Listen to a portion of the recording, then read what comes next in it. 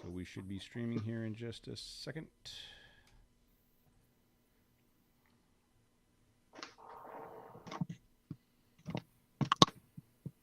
All right, we are up and running. Nice. Yep. Hey, look at that, dude. It worked the first time. Right at 6:30 too. Right And at it's exactly 6:30 too. Dude. Yeah. Oh, Dude. man. 250 High episodes. fives, everybody. Yes. It took us I think Mars is in retrograde right now. It took us 250 episodes. We finally aligned our chakras. Yeah. 250 episodes for it to work Or at the least first my time. chakras. And That's because you have a pair of Nissan guys here. dude, Actually, show is Cody, you're surrounded by I'm, Nissan I'm guys. the only non-Nissan guy here. This is like the Brady I have a Bunch. Toyota. When you look at the Brady Bunch and it shows the family all in squares and shit, Cody's in the middle with the Ford guy surrounded by Nissan. Yep, I am the only non-Nissan guy here. But Sorry. True. after We still hang out with him. after SEMA, We let him I don't hang know, out man. with us and stuff. Frontier with a V8 in it. Just did an Xterra with a V8 today. Wow. So Oh, Yeah, that. oh man, we should hang out with you guys. And our Xterra that we're running has a V8 as well. Does it really? Holy shit! yeah, We're gonna start hanging out, guys. I'm telling you. Got messing with the wrong crowd over here with Toyota people. I don't know. We could throw one in ours, Matt. From what I hear, it's not even that hard. That's because you're older now. I'm trying to blow up the motor that's in my truck now, just so I have an excuse. Like, look, honey, the motor's blown. I can't not have a truck. But if it was bigger, it wouldn't have blown. Yes. All right. Okay, everybody's logging in. We're starting to get some people in. You guys ready? Is everybody ready? Yeah, sure. Let's go for it. Yep. All right. Let me get this marked. Okay, we're going to count down 3, 2, 1.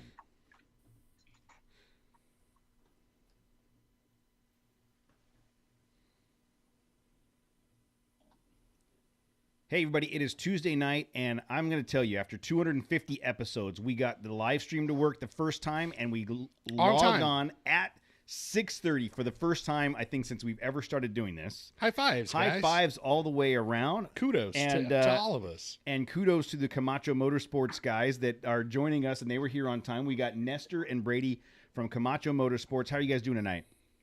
Pretty good. How about you, man? Good. Hey, you guys are on the East Coast? Is that right? Really far away from you, I'll tell you that much. Yeah. Yeah, I'm in Ohio. Oof, it's bedtime Look, where you're at. It's Florida down here, man. Ooh, it is bedtime where you're at. It's Yes. So wait a minute, we're not hanging out? No. we were just talking, This is gonna before, be the like, extent of Well, us we can hanging hang out, out I in think, Matt. I'm February. about to say, I'm just a Oh. plane ride away. Yeah. They are. These guys are not in Southern California, but they are building a badass vehicle to participate in the epic King of the Hammers event, which we'll talk about here in just a minute. But let's start with Nestor. Let's start with you. You're in Florida, and the Camacho Motorsports is named after you, right? And then Right. Yep. you've also got Shadow Wolf Manufacturing. Let's start with Shadow Wolf. What is Shadow Wolf Manufacturing? So Shadow Wolf is a little project of mine that I kind of blew up on it, kind of rolled with it for a lot of years. I've been kind of developing the second gen SAS kit for the second generation Nissans that hasn't been invented before. So I kind of developed it over like 2 years, and I just it was just kind of like a, can I do it kind of thing? Mm-hmm. Is it possible?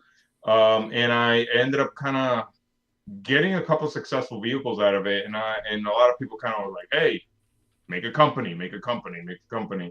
And I was like, "All right, cool. Let's just put like I said earlier, let's just put the dog name I've always wanted to put together and my favorite animal, and call it Shadow Wolf, and let's just go with it. It's easy to remember, and everybody kind of remembers that." And I've had a lot of success with the second gen SAS kit, even though let's just say it's not like the premium, absolutely best out there, but I will say it just brings you to a whole new level. And I kind of grew that into just, hey, that's my off-road project division where I can build, these cool Nissans and I've done Jeeps and Broncos and all kinds of different vehicles. And I just it's like my off-road division.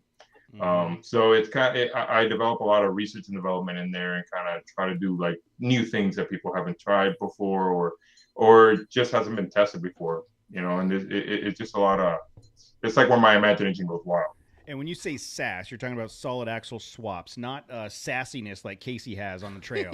Not like Casey's got little blue Karen's got some sass in him. You're talking about solid axle swaps. Solid axle swap. We put Super Duty axles under those Nissan. Surprisingly enough, they are like a match made in heaven when it comes to the Nissan. Really? Ford Super Duties? So surprisingly, a lot of people don't really know that the Ford Super Duty spring leaf perch matches exactly to the Nissan. What? Exactly. Wheelbase, everything, like in line perfectly. I'm sorry. I get the heebie-jeebies when I think about Ford having anything to do with so here's what I need you to do. I need you to fly out here, and then one night while Matt's asleep, we're going to swap out the front end of Matt's Frontier so I can point at it and go, it's a Ford truck now. I mean, I only put the only good thing that Ford threw out. Okay. Just put the differentials down there. I'm sorry, we're losing connection. It's not gonna cut in. So how long have you been doing the Shadow Wolf? So Shadow Wolf has been officially in business since 2020. I literally started it the month before COVID. Yep. Great time to start a business. Perfect. I mean, everybody. Why not? Yeah. Depends, but yeah, it's a lot of people were taking. There was somebody we interviewed recently that it was a big, huge expedition. Perfect timing for them.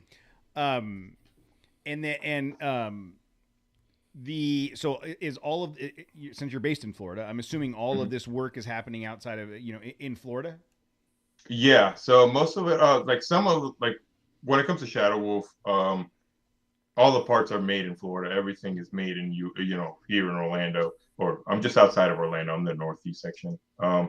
But for example, like our race truck, some of it took place in Brady's in Ohio, and we tag team where he got a little bit of getting the truck ready and prepped and everything, and then he got shipped down here, and we kind of kept going with it and built it from there. This is how dumb I am. I'm literally having to look up a map right now to find out where Ohio is in comparison to Florida. Oh my God. I have an idea. About 250 miles from I'm Delaware. a long ways away from Florida. Yeah, let's just say it's 18 hours. I was close. I mean, not that anybody's counter. I was close. 2 hours in by my plane. head, I was close. I thought it was a little bit further west, but it's actually straight up from Florida. Yep. For those of you that couldn't picture it in your head, I had to look at a map. I think it's Delaware adjacent. not quite that far up. Yeah, not quite that far east. It's right next. It's in between Indianapolis and Pittsburgh, just below Lake Erie. Yep. Not that matters to anyone. Yes. So Brady, how did you get connected with Nestor? Well, I mean, we started four-wheeling together 9 years ago. We met at a Nissan event in Windrock, in Tennessee, and from there we just. If you're looking at a map, Tennessee it went downhill from there. Stop. In between Florida, no, God, no. It's in between Florida and Ohio, almost exactly in the middle. Destroying this podcast. This is not the geography podcast, is it? I'm just trying to give the listener some kind of perspective on the location of the gentleman that we're talking to. That's all. A friendship developed there. And I mean, we've been wheeling together ever since. We built, I don't know how many trucks together.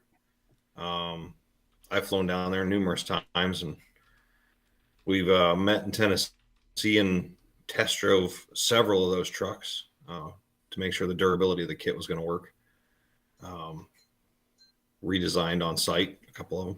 Yeah, that was a couple of interesting side on side. I mean, and then right before Shadow Wolf launched, I flew to Florida and we tested the last iteration of the kit, and then he launched in July of 2020. So when you say tested on site, I'm assuming you get a vehicle there and you're like, oh, that's not going to work. Let's get out the grinder and the welder and start making some changes.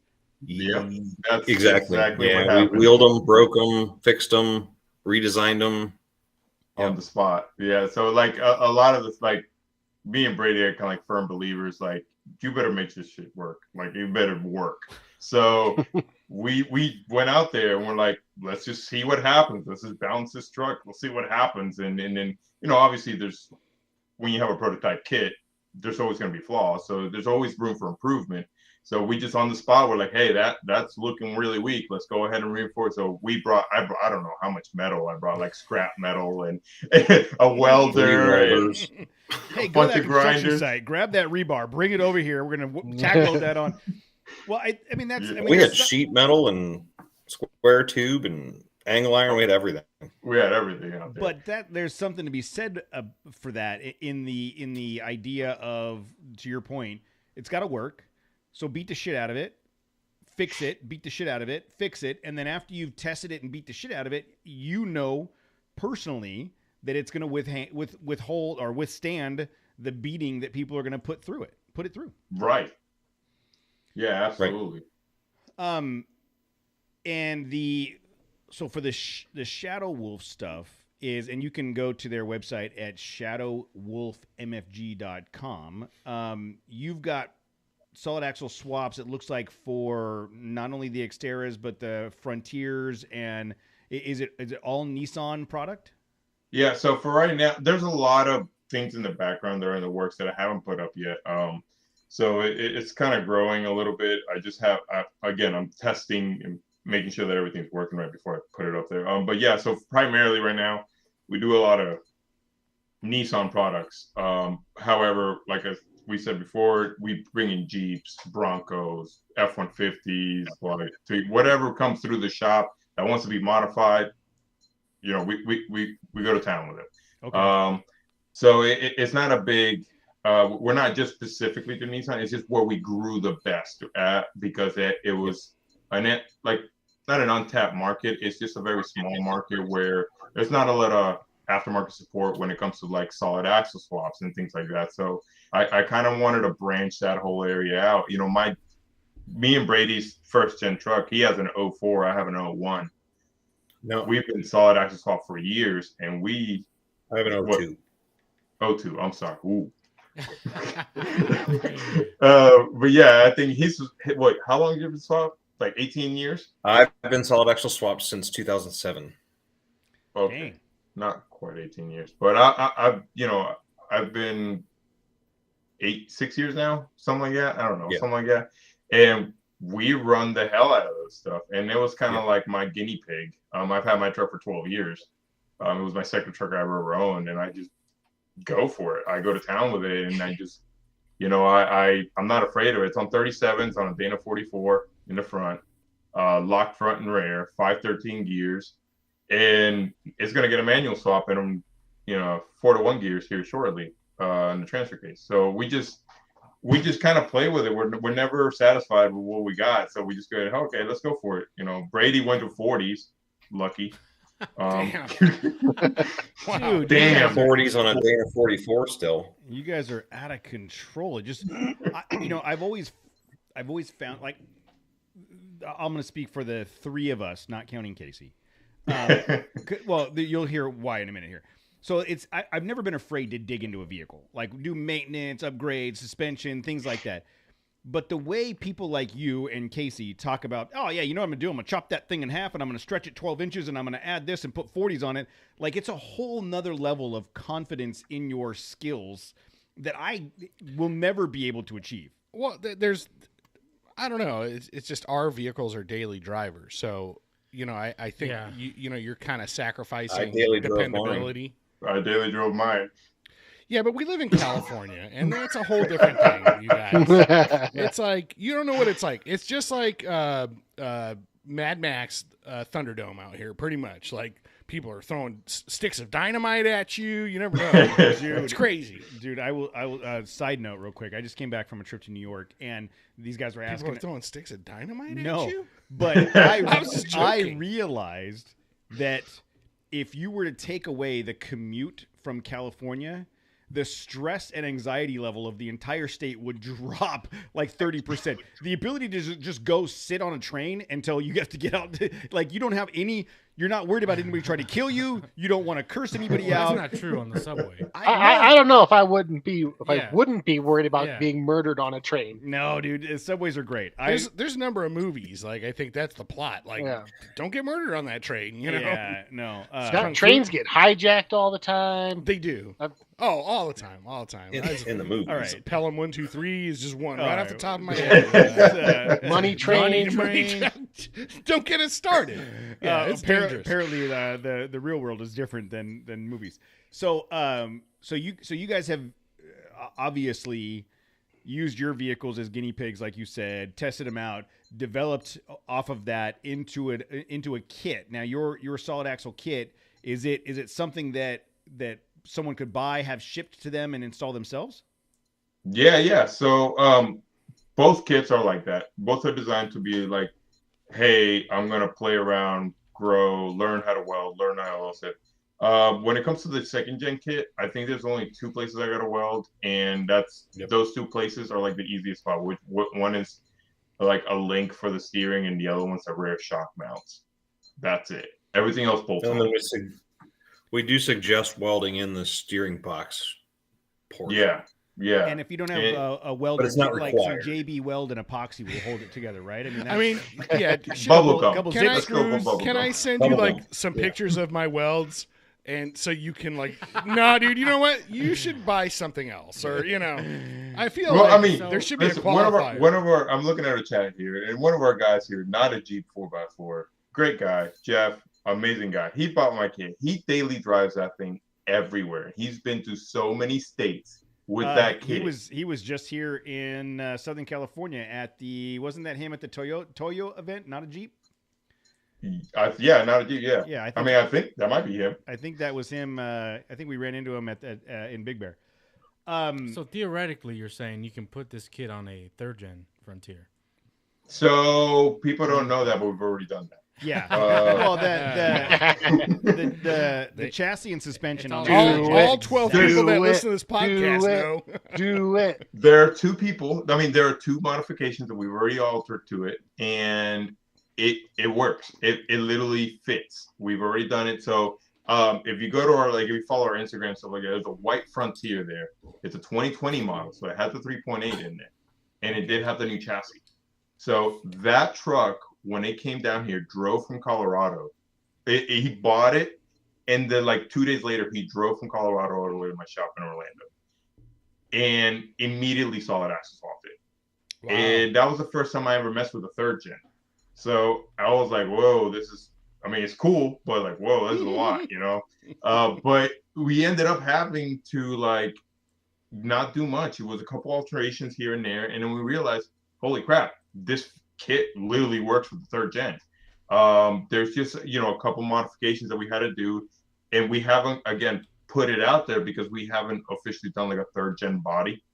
We've done 3rd gen chassis, just not the body. So we haven't really kind of pushed it a lot. If someone were to ask, "Hey, can you do it?" I'll be like, "Yeah, absolutely." Sounds like Jose's going to take some vacation. Look, time. I have sure I can do it. I have a welder and I have access to a lot of metal. Let's do it. Is it specific to a 44?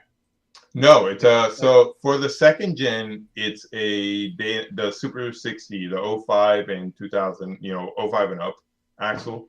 And then if you use a 2013 rear axle with the ABS and the wheels, your ABS works just fine. Hint.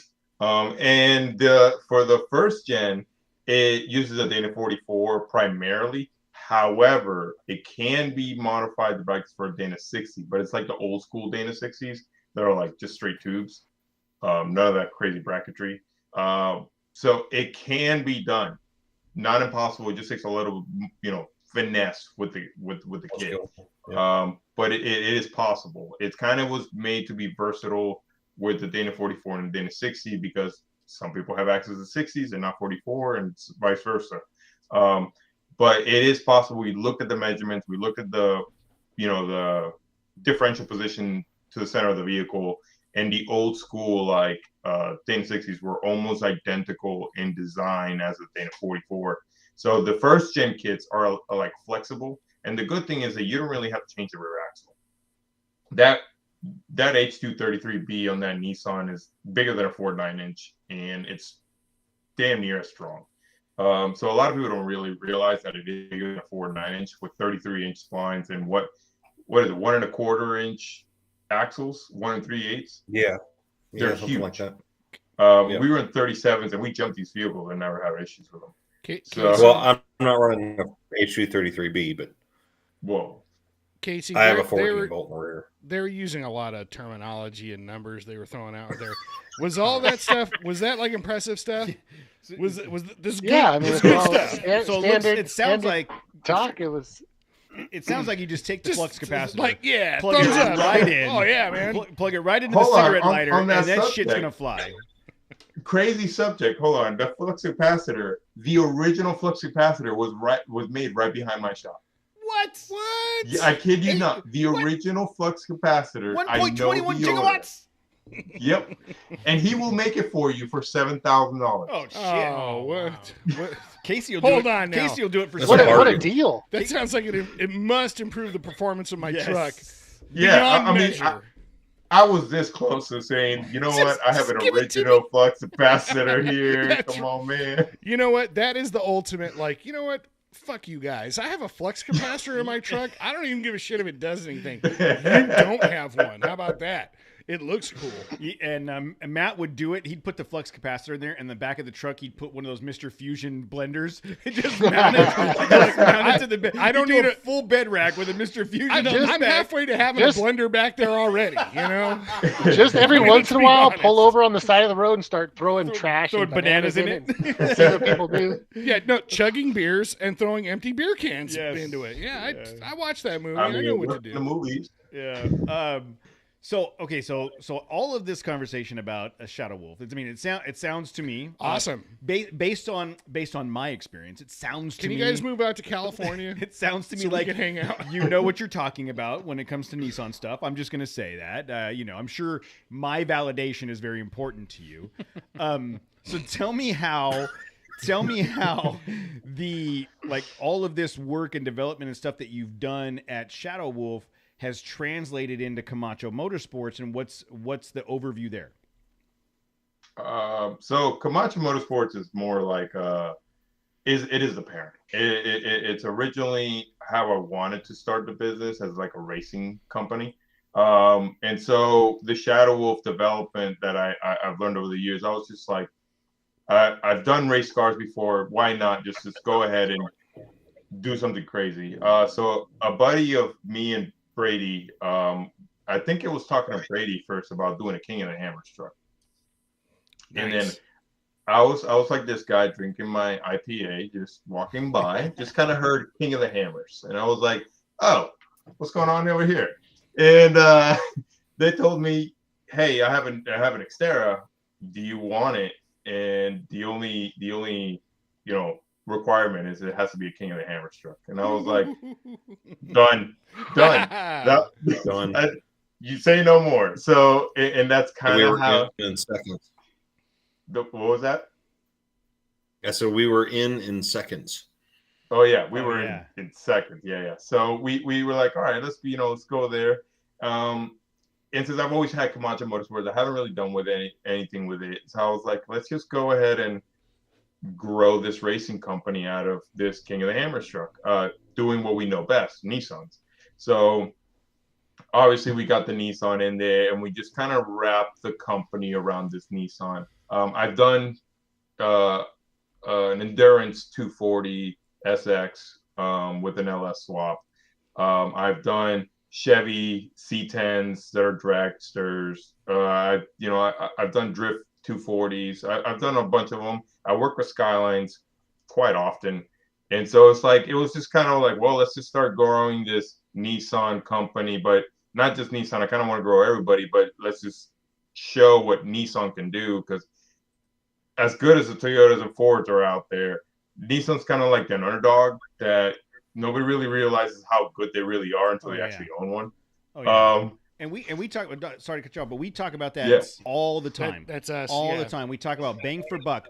We talk about how those Nissan vehicles will hold up to any other vehicle on the trail and sometimes outperform. And no one pays attention to them, and mostly because of the lack of aftermarket support. But we're at the point now where Matt bought a 2018 Frontier, which caused Casey to buy a 2014 Frontier, which then caused Jose to buy a 2022 Frontier, and I'm the only Ford guy. Like, it's they're absolutely fantastic they're tanks. trucks. Yeah, I mean, when you don't change a chassis for 20 years, there's a good reason. It could be that you're lazy. I mean, that's if true. it ain't broke, why fix it?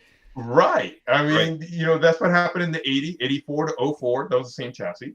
And then now from 05 to present, it's essentially the same chassis. Yeah. It hasn't been changed. Yep. So we kind of went, okay, let's just go ahead and build this V8 Titan swapped Xterra.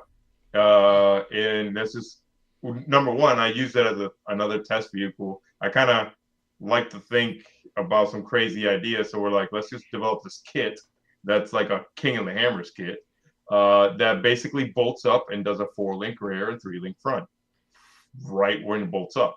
So it's kind of like our guinea pig to see if it's even possible. And it's possible. It's possible. Like it's 100% possible.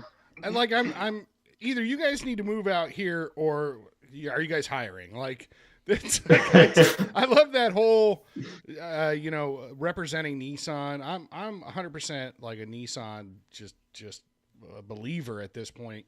And I want to do, like, I wish I had the ability to do what you guys are doing, is just, pushing that the pride or whatever at Nissan, and showing that these are fully capable vehicles, and that, again, that chassis is just bulletproof, Right. So, like I said, are you guys hiring?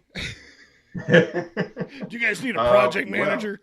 Because I don't want to turn. Look, he comes with his own welder. That's all. I do have a Harbor Freight Titan 125 welder. He started laughing. No, at dude. Me. As soon as I said Harbor Freight, he didn't even wait to see if it was like the good one or not. We love Harbor Freight, dude. We are Harbor Freight fans. Hey, that Vulcan is a good welder. It is a decent little welder. See, like I said, there's a good one. Yeah, but he has a Titan. I know. He started laughing. So what year's the Xterra that you guys got? So 05. Okay. Yep. Right. I don't know. Is that a Gen? Yeah, is that a 05. Gen 1 or a Gen 2? It's an 05. Gen 2. Okay. 2. First year of the Gen 2. So Gen 2 Xterra that someone gave you. And by the way, if anybody ever wants to give me an Xterra, yes, the answer is yes. I will take it. I'll run it on KOH too. Yeah. On the stock suspension, whatever. Yeah, exactly. But so you get this 05 Gen 2 Xterra, and how much of the R&D that you'd already done on the Frontiers translated over to the Xterra, or were you starting from scratch? All of it. I mean, it's the same chassis. Okay. Just shorter. Yeah. So all of it transferred. Me and Brady already really. I mean, Brady's been a master tech at Nissan for how many years? A long time. I worked for Nissan for 15 years before I retired from wrenching. Wow. Yeah. So it's like he knew the chassis. I knew the chassis. So it kind of just, it was already there. I already had all the plans, all the measurements. It was just kind of like, all right, well, this Nissan chassis really, really hates solid axis locking. Just saying. It really doesn't like it. But let's just figure it out. King of the Hammers is no joke. Mm-hmm. So we had completely remodeled. Yeah, they're like, the chassis is still there. So we're racing in the 4500 class, which is stock modified. So we have to keep the chassis from the front of the motor mount to the rear of the seat of the compartment. So that chassis section has to be factory. Okay. Per rules. Technically, you can change it and put whatever chassis as long as it required, like it meets our rule specs. But we were just like, hey, we're a small team, low budget. Let's just go for it. Let's just keep the chassis. We know the chassis can take it. Mm-hmm. It's strong as hell. So let's just only alter some of it. So I think we chopped 10 inches off the front and then extended it 16 inches or 20 inches. And then we chopped like 30 inches off the back and then extended it 24 or like moved it 24. Like some crazy design we ended up working with. But it allowed for more clearancing. It allowed for the shocks to sit better. Unfortunately, because the Nissan doesn't really like their chassis is like almost dead straight and flat. It's very low in the front. Yeah, it's pretty. It didn't like having the axle so far close to the engine because the engine sits really low. Okay. So we actually, as much as I wanted to move the axle more. I should have moved it more, but it is what it is. We moved the axle 6 inches forward, the front axle, and then we moved the rear axle 4 inches back. Oh wow! So you got 10 additional inches of length on the wheelbase. Right. So at ride height. So 14 inches of travel all the way around in shock movement. It's got a 14-bolt rear, Dana 60 front from a Super Duty. Then obviously the Nissan VK56 and transmission, Atlas transfer case, 1410 U joints in the axle shafts, LS. Those sound like good U joints, guys. Yeah, those are the ones I would have used. I would have totally used those. They're big ass U joints. That's what I'm saying. That's what I'm saying. I mean, like I would have a good choice. I would have chose those. Yeah, it's got a. Let's see what else we do. Oh, we stripped, like we gutted the body. Yeah, I'm looking at it on the Instagram. You can see a bunch of the pictures when it rolls out, and it's just the unibody and a motor. At that point, it's like there's nothing to it. Right. So we just how much did we chop off? Like over 1,000 pounds. Whoa! Wow. Yeah, it was over 1,000 pounds of metal came off that thing, and glass and sheets and carpet and dash. But I hope you left the AC in place because for me that's the most important thing when I'm out wheeling. I got to make sure I have air conditioning because it gets hot out in the high. We live in one of the most humidity. You got to have AC. Please say it's done. You did. I wanted it so bad, but I just said no. All right.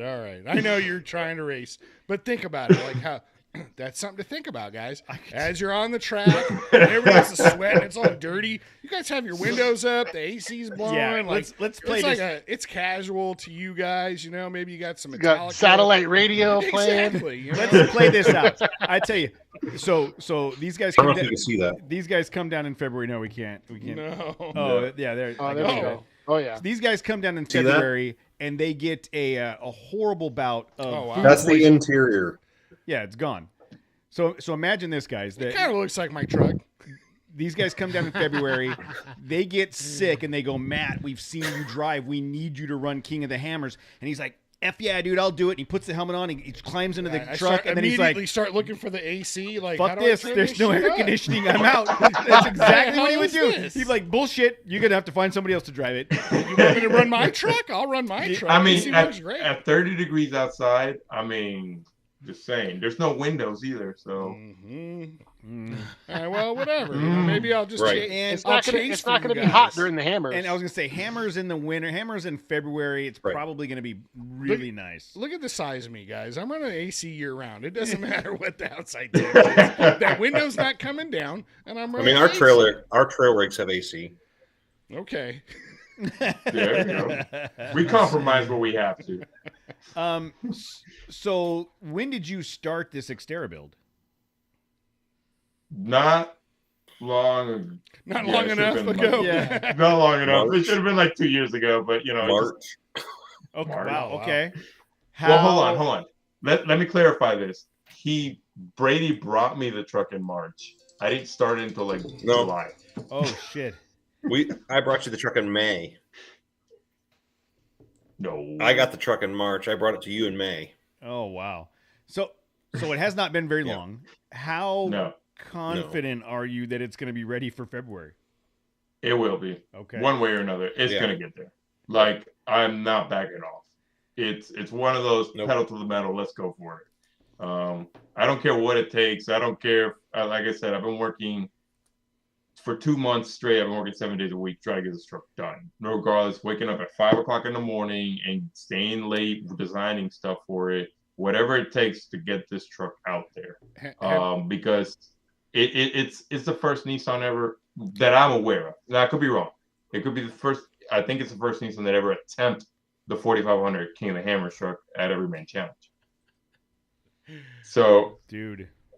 So, have you guys been to Hammers before, or just like seen it or whatever? Oh no, you've never even been to Hammers? You guys have never been there? Holy shit! I mean, I was there a couple. Like 2 months ago, and I hung out with Dave Cole and like everybody else. No. We're talking about race weekend. That's as much as I got. You were there for that like that rookie class thing that they did or something? Yes, so we are part of the rookie class. So you got to see the terrain and basically, see the race conditions essentially. Death like trap, what you're going to be running. Death race, I got it. Yeah, race week is totally different. It's like Sodom and Gomorrah, if I can quote the Bible. Like there's just people are. I hope you memorized what that place looked like because it's going to be such a dust bowl. You're not going to be able to tell where the hell you're at. This is going to be great.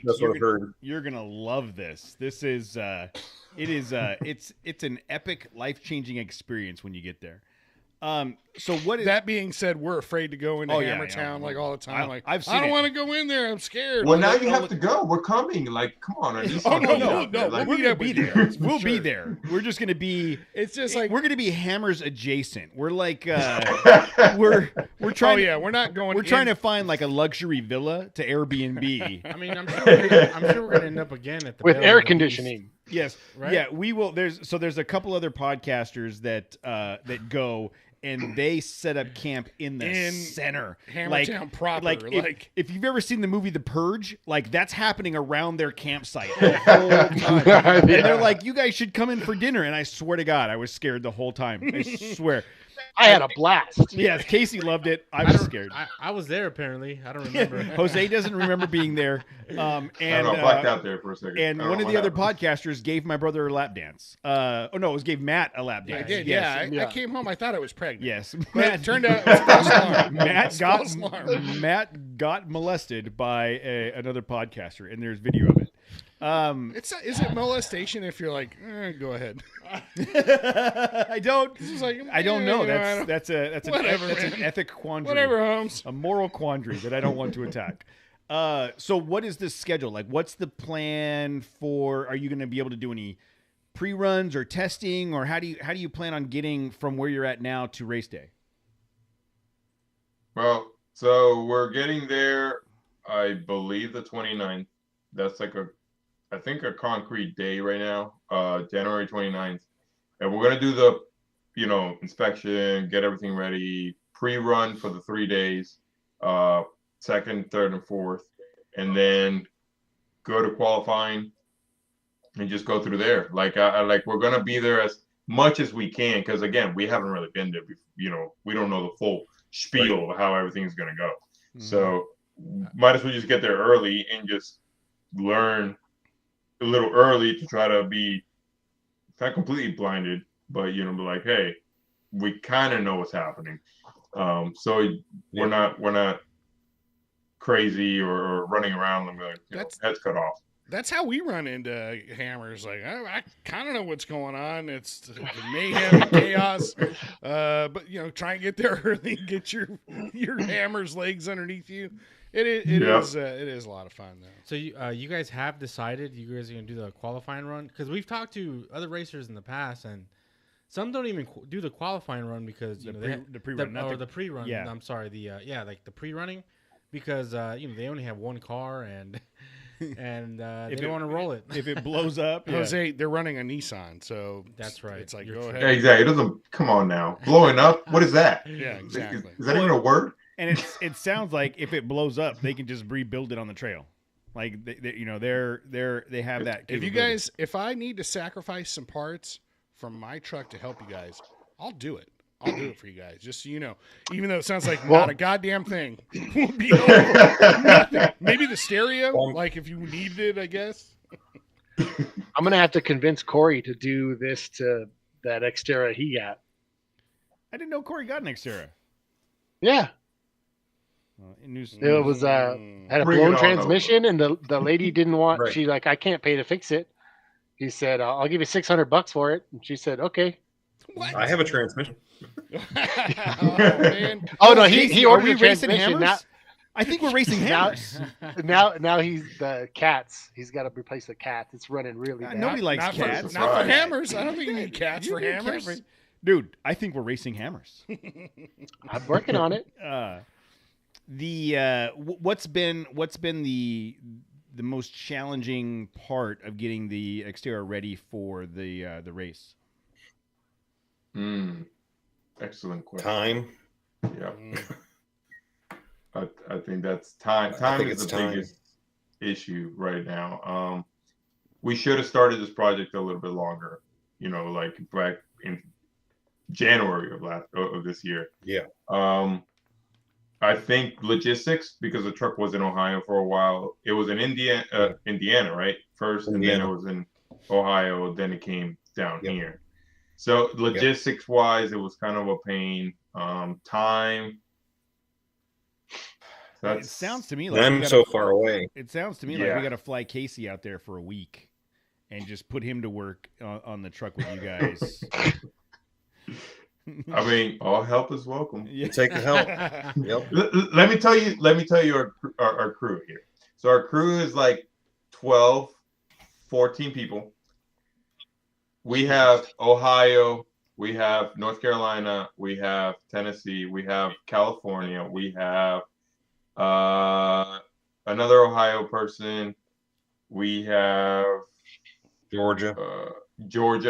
We're all scattered. Every single one of us are scattered throughout the entire That US. makes it hard to put your hands on the vehicle.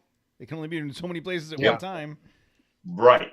Which is the hardest I think part. I've flown down there 3 times now for 4-day jam sessions. Oof. Yeah. Yeah. So when we have projects, like if we put a suspension on Jose's truck or whatever, it's like there's usually Casey comes down. He lives up in Big Bear, nearby, and then the 4 of us get together, and it's pretty much I stand back and I have like a beer in my hand, like I'm kind of like a cheerleader. Like, you guys are doing a great job. Look at you guys are working so hard. That's my role. Do you guys have like those guys? Because I could be that guy for you, and I'm good. I'm good at it. Matt stands back with the snarky cheerleader comments. I'm not snarky. I'm snarky now, but I stand the day back. of, I'm very incentive. Like I'm enthusiastic. I want you guys to be successful. And then I stand back and with a camera. Casey does 99% of the work. He does. And then Jose stands there. Jose stands there with his brass hammer, says, "Just let me know when you're ready.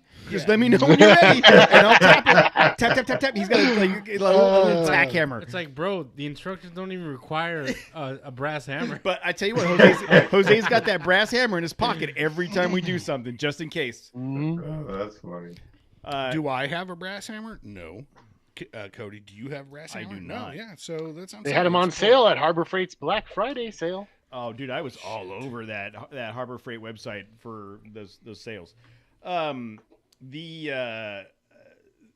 build. So where's the truck at as far, like from 100% complete? How far are you so far? Like where are you at right now? We actually have a tracker for that, and let me pull it up. Yeah, do you have a spreadsheet or something you could show us with do. like your parts needed, an ETA on those parts? We actually do. Now the truck, several spreadsheets. Several spreadsheets. You just truck, Cody just finished. Like he's so excited. You guys mentioned spreadsheets. He loves them. I can't tell you how sexy you guys are right now. Well, I've been told that before. Thank you. All right, so to-do list. Let's say our truck to-do list in big exclamation points. We are at 30%. Correct, like right now. Now this weekend we have a couple of guys. You are 30% complete right now. Holy shit! That's not the number I was hoping to hear. I was waiting for you to say 75% or so. It's about the story, man. Everybody loves that. This story is you better hurry the fuck up. The story is you better start taking time off. Yes, the story is there's some vacation time coming up. Story is because holy shit, you better get all those 70% of a truck to all build. Those fools from those states you mentioned better get on site. Hey, if you're listening to this, book your goddamn flight and get this truck finished. Get to Florida. Holy shit! Oh god, no. So we have two guys coming down this weekend from the team. And they're coming down to help that out. Now that should be at 50% by this weekend. I'll give you that. I want an update Monday. If you guys are at 48%, someone's getting fired. There's going to be someone's going on a PIP, and there's going to be a write-up. Or to change orders? Yeah, PIP. Well, I mean, 5% of it is in quality check. Oh, you don't need that. All right, so now you're already 5%. It's a Nissan. You don't need quality You're good. check. That ain't happening. I mean, a lot of bolts. Yeah. Quality check is you throw that Nissan emblem, make sure it's on the hood, and then checked. Well, you just turn the radio down when you're driving. If you don't hear anything, quality check. Done. That's a good idea, man. I should do that when I turn this car on. So yeah, I mean, most of the stuff is coming together. Like this, it really is already. Everything is like 50% of the way done. It's just there's some parts we're missing, like comms. We're missing all our comms stuff, which should be here hopefully next Friday. Dude, you can get Bofang handheld radios in Amazon Prime overnight. Just duct tape them to your helmet. I have it right here, buddy. Oh shit! That's in the other room. Oh man. But yeah, it's like it's. We'll get there one day. We'll get there. Well, I mean so if you're looking at roughly 70% of a truck that you need to finish, and you're like, okay, I'm impressed that you have a spreadsheet and a plan, and you know what's going to be like. It's legit to me. Like the first 30 takes the longest for sure. With percentages and shit on there, you guys, you'll make it. Well, I'm just like, I mean, that you the worst part is the roll cage plan, right? I mean, what was that about the roll cage? I said the worst part is the roll cage because everything revolves around the roll cage. So like if you don't got that roll cage down and squared, you can't complete the truck. So we should be done with that roll cage this weekend. So once that's done, the suspension's already in, the transfer case is in-house, the radiator's mounted. We just need to plumb it. Steering is on. We need to plumb it. Brakes are on. Need to plumb it. Like it's just tidying everything up and then start making the dash because that's the very last thing we need to put together because once everything is there, wire it all up and we're good to go. Like I'm not too concerned with it, honestly. We did a VK swap in a couple of weeks. I've rebuilt trucks in 2 months. So, and like when I say rebuilt, I mean I literally took the chassis off, threw that one off, started from another one, and did a bunch of stuff to it, and like 2 months done, away it went. That 2020 truck that we did a solid axle swap, 2 months done. So it's not to me, I'm used to that pattern. So it's not like 30%. I'm like, oh man, to me that's 50% of the way in, it's perspective. Yeah, 100%. And to me, it would take me a year of Sundays to try to get to that 30% mark. I mean, it like dude, I've been trying to paint my patio for like 6 months. So I just cleaned my garage this weekend for the first time in 6 months. Like that's where I'm at. Building a race truck isn't quite on my list yet. That's funny. The procuring the material and the parts you mentioned, like the radiator and the transfer case, Like, is a lot of that stuff that you had, or are you purchasing it or getting it from sponsors? How are you getting all of the stuff that's going into building the truck? Most of it is bought. We buy almost everything. Some of it is sponsored. Some of it isn't. Like, for example, the transfer case was sponsored. That was given to us by the previous owner of the truck. We're kind of helping each other out get through this whole process. He was generous enough to give us that. So he's actually racing King of the Hammers in a K10 truck. Oh, no. So he is, we're kind of helping each other out, trying to get all these parts out there. Most of the sponsors have, because we're a first-year rookie team, we don't really have a lot of history. They're just giving us like discounts or smaller things that they're providing for free and on-site support.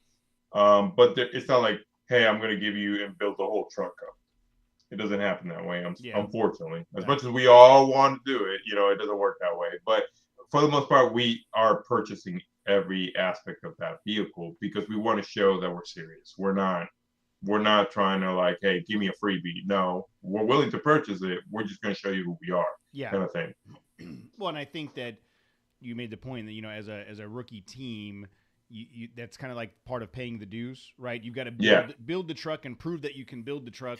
And then as you continue, you've now earned the clout to start asking those questions. I think a lot of people, hey, if you give me a vehicle, I'll race. If you give if you give me $100,000, I'll build a truck. Well, how many trucks have you built so far? None, but I can do it if you give me $100,000, right? So I think that you guys are taking the right approach of put your money where your mouth is, do it because you're dedicated and you want to do it, and then if that other stuff happens down the road, it'll just be that much more legitimate when it does. Right, and we're a firm believer. We've both worked for everything we've had. We both worked for all these trucks. We're doing this because we want to, not because we want something free. We want to show people this is who we are as builders, and this is who we are in the Nissan community. This is, we can show the world this is what, Nissan can do something out there. So we're not doing this just to get freebies. We're doing this because we want to show this whole different market that people haven't seen before. Have you, because you've got a long history working with Nissans and the product, have you had any interaction with Nissan corporate, with Nissan or Nismo or any of those people? Here and there. Bob it's kind Dodson. Of far. Yeah. I get like, I've tried to talk to them and it's kind of, I don't know if I got the cold shoulder or maybe I was just, they're waiting to see what we can do. Yeah. I'm just kind of going to let it happen. If Nissan wants to join in, great. If they don't, that's fine too. We want to show who we are. And show like, hey, Nissan, like we're real serious about this. We're not trying to take anybody's money by no given means. We're showing you that we believe in your product and kind of thing, and we want to push your product forward. So I wish I had a strong connection, but I don't know enough people in Nissan to be like, hey, help me out, And I rather show my work and Brady's work and the team's work all together, show that who we are as a team, that we can kind of push your product forward. Yeah, and I wasn't going down the path of getting things from Nissan. To me, and you're probably right. This could be the first Nissan product in the 4500 class. If it's not the first, there hasn't been many before it. I'm thinking it's the first Nissan in the Hammers, period. Yeah. So for there was one in the stock class a couple of years ago. Okay. For you guys to be able to do this, the most grueling off-road race in the world, in a Nissan product, any progress you make in this race, let's project this out and say that you not only finish it but you win. Holy shit, Nissan! Like let's take some video of that and go, holy shit, we have a great product here. Look what we can do, right? I mean, I'm just saying, like, I really feel like there's an opportunity because of what you guys are doing, and there's an opportunity for the larger Nissan community and Nissan corporate to jump onto it and help and participate and support as you take on this challenge. Right. And it's kind of like what happened to the Bronco. The Bronco was coming around, everything like that. And just some guys had the idea, let's put the Bronco in here. And they kind of just Ford jumped in there going, realized, holy crap, like this is a market that's really, it's really good. It's a good, I guess, a publicity stunt. Like, this is how good our product is. Again, most of us have wall-wheeled Nissans. We know how good that product is. Why not express it in the hardest off-road race in the world? Show that this product is that good. There's to me, there's no harder challenge than that race when it comes to not just endurance, but in high speed and but just sheer brutality of the entire race. You can't just use a car for 10 hours and expect it to survive. Like, it's impossible. High speed is one thing, but when you combine high speed and slow speed, like in one shot, it's a whole different ballgame. You got to combine, have 100%, your product is that good. So that's kind of why we wanted to keep most of the Nissan chassis completely intact. For ease of making the truck survive, but also it's just like the chassis is there. Let's use it what we have. We know it's that good, so let's just test it. The engine, hell, Brady towed 9,000 pounds from Tennessee to Ohio. Lost missing 2 gears. Yeah, missing 2 gears. Towed 9,000 pounds at 4,000 RPMs for 400 miles. That's in my Armada. In his Armada. Jeez. Damn. So, maybe this will make Nissan start producing the Xterra again. That'll make a lot of people happy. Yeah, and I hope so. Like, I'm personally a Frontier guy. I love my Frontier. Yep. I live and breathe Frontiers. I think they're more balanced than the Xterra. However, it's given that the Xterra had such a good platform and an incredible off-road capability, and nobody really messed with it. I think that's kind of why this platform came to be in our project, because it was like, let's bring the Xterra back. In a way, Nissan lost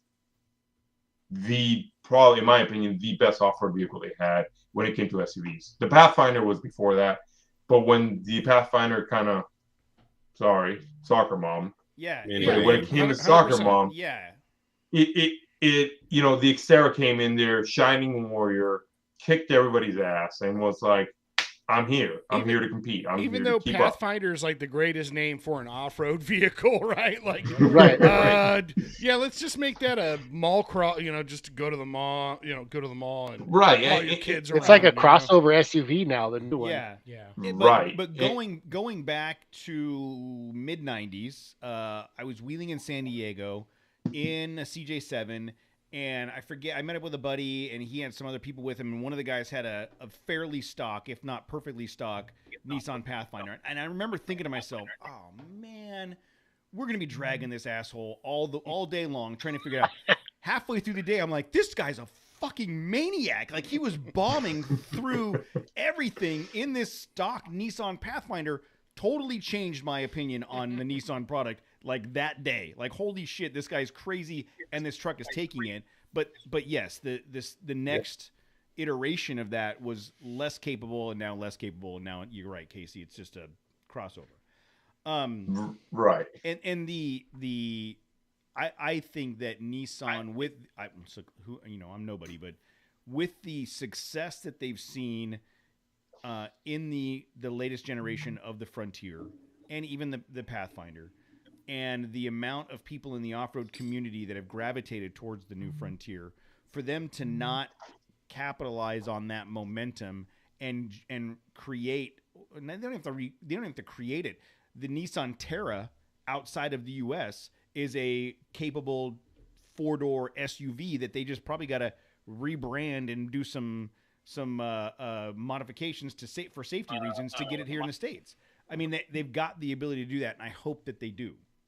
Right, and building onto that point, like I think that's another inspiration why we're trying to do this, because we're like, we want it's crazy. I was born in a Nissan. My family's always had Nissan, so it's like, to me, it's like a second child to me. Like, I really want this Nissan to grow where it's at, and it's like, let's keep pushing this forward. Let's, like, I get it. Maybe your Nissan's not what it used to be, but why couldn't it be? Why can't it be what it used to be? What's holding you back? So in a way, exposing Nissan where it's at, like in King of the Hammers, I think it's a good push. It's a good, for us as the Nissan community, as Nissan USA, like, let's push forward where the stage is at. Let's show people, hey, Nissan's not done, in a way. We know Ford is there.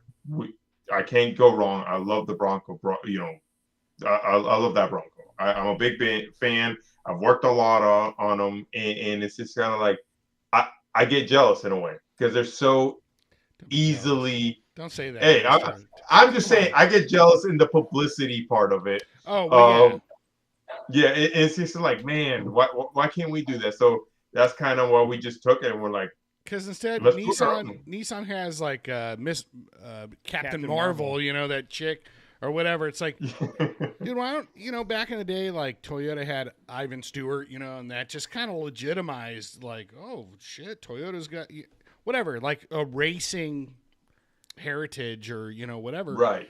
So Nissan needs to, or I'll equate it to, remember, I own this bike. When Suzuki got Ricky Carmichael to ride, from Honda to Suzuki, that was like, bam, legit. Suzuki's legit now because Ricky Carmichael's running it. So you do something like that. Let's get, like, who's a prominent off-roader these days? Like, throw that dude in a Nissan and then put him on commercials, or chick. I don't want to discriminate. But Matt, as a Ford owner, aren't you proud of the Bronco? Shut up, Jose. Oh. Shut up, Jose. God. Yeah, Matt liked my truck so much he went out and bought an Explorer. That's what happened. You know what I liked? I liked 0% for 5 years. That's what I liked. That's exactly what I like. So you guys are, I'm assuming one of you is going to be towing the rig out to California in January, and everybody else is going to fly in and meet you guys here?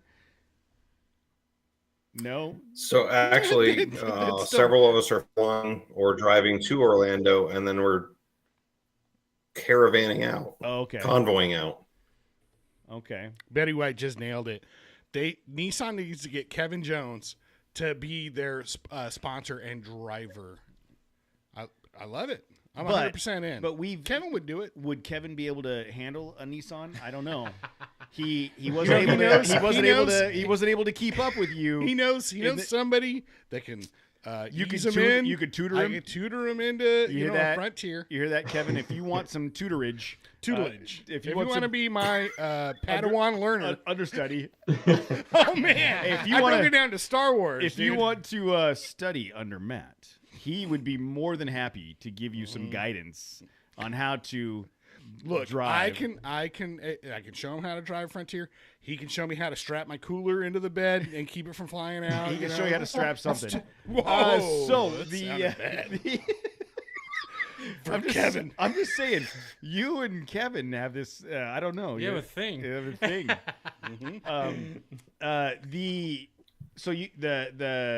You're gonna make the trip out in January.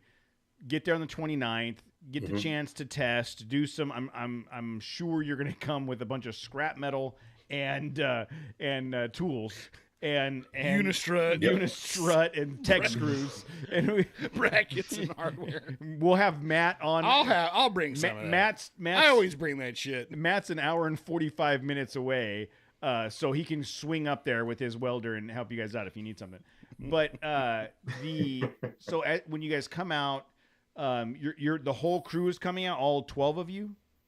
Yeah, I think so. Yeah, there's a couple that'll fly out.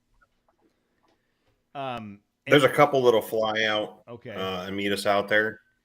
We've got a couple guys running some logistics for us to worry about picking them up from airports and stuff, so it's less on Nestor's shoulders for sure. Okay. So you guys coming out and like, are you going to do an RV? Like how are you guys staying out here for 2 weeks in Johnson Valley? So we're towing an RV. I got a family member with an RV. We're towing that. He was like, "Go ahead and take it." So nice. We're taking it out there.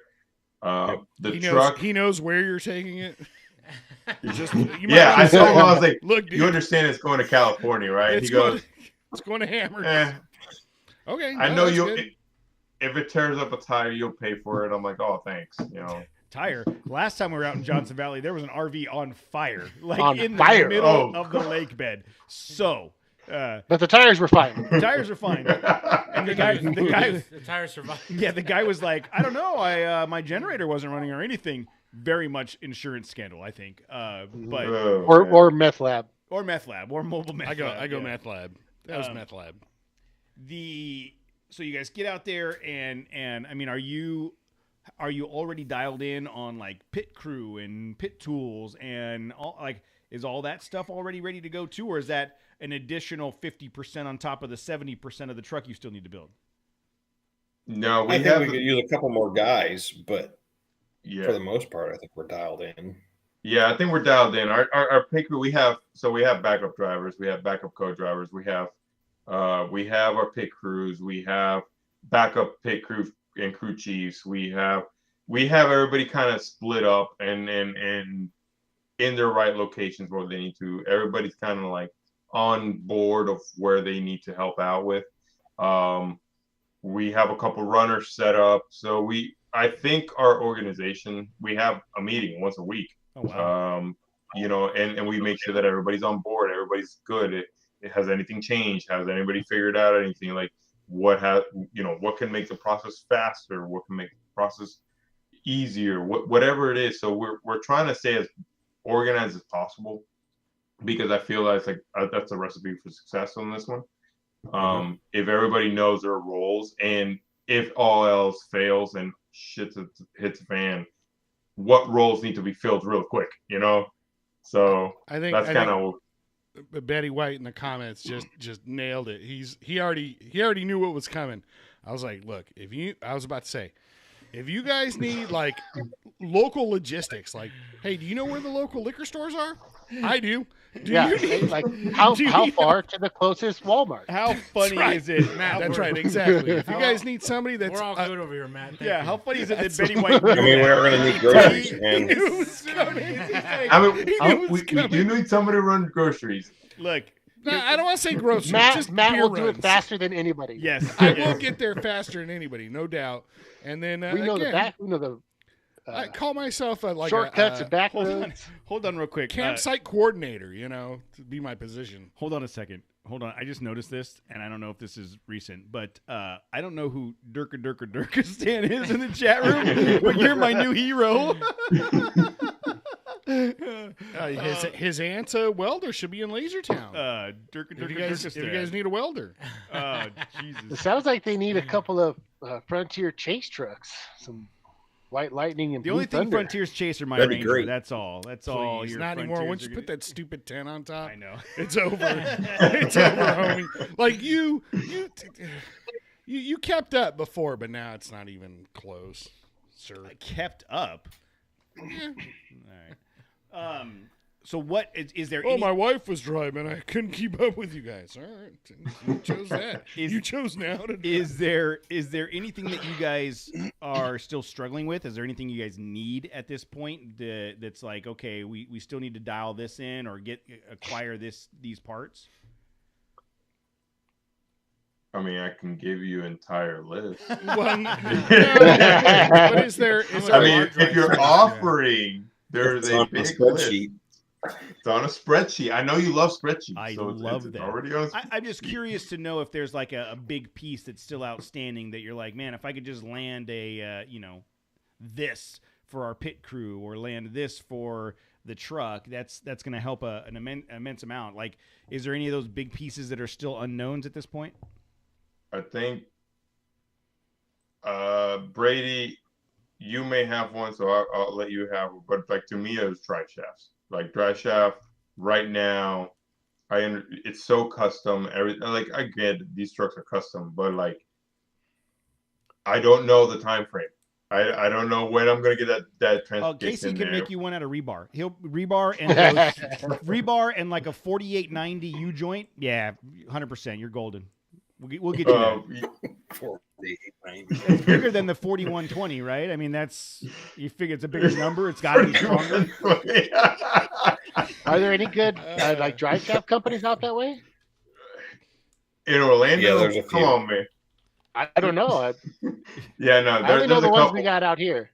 There's a couple here. I'm hoping to work with one local that has done a couple jobs for me, and hopefully they can do a quick turnaround.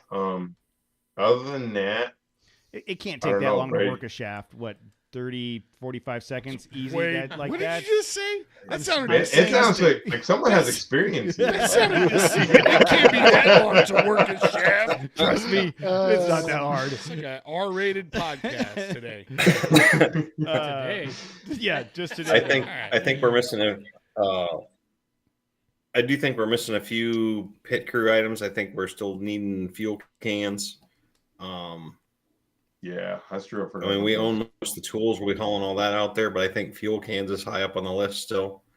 Yeah, fuel cans. Do they? This is going to be maybe sound like a dumb question, but do they at Hammers? Do they make you guys adhere to the EPA rules on the fuel cans? Like here in California, it's the California rules, not the California. Yeah, elaborate on the California rules. California.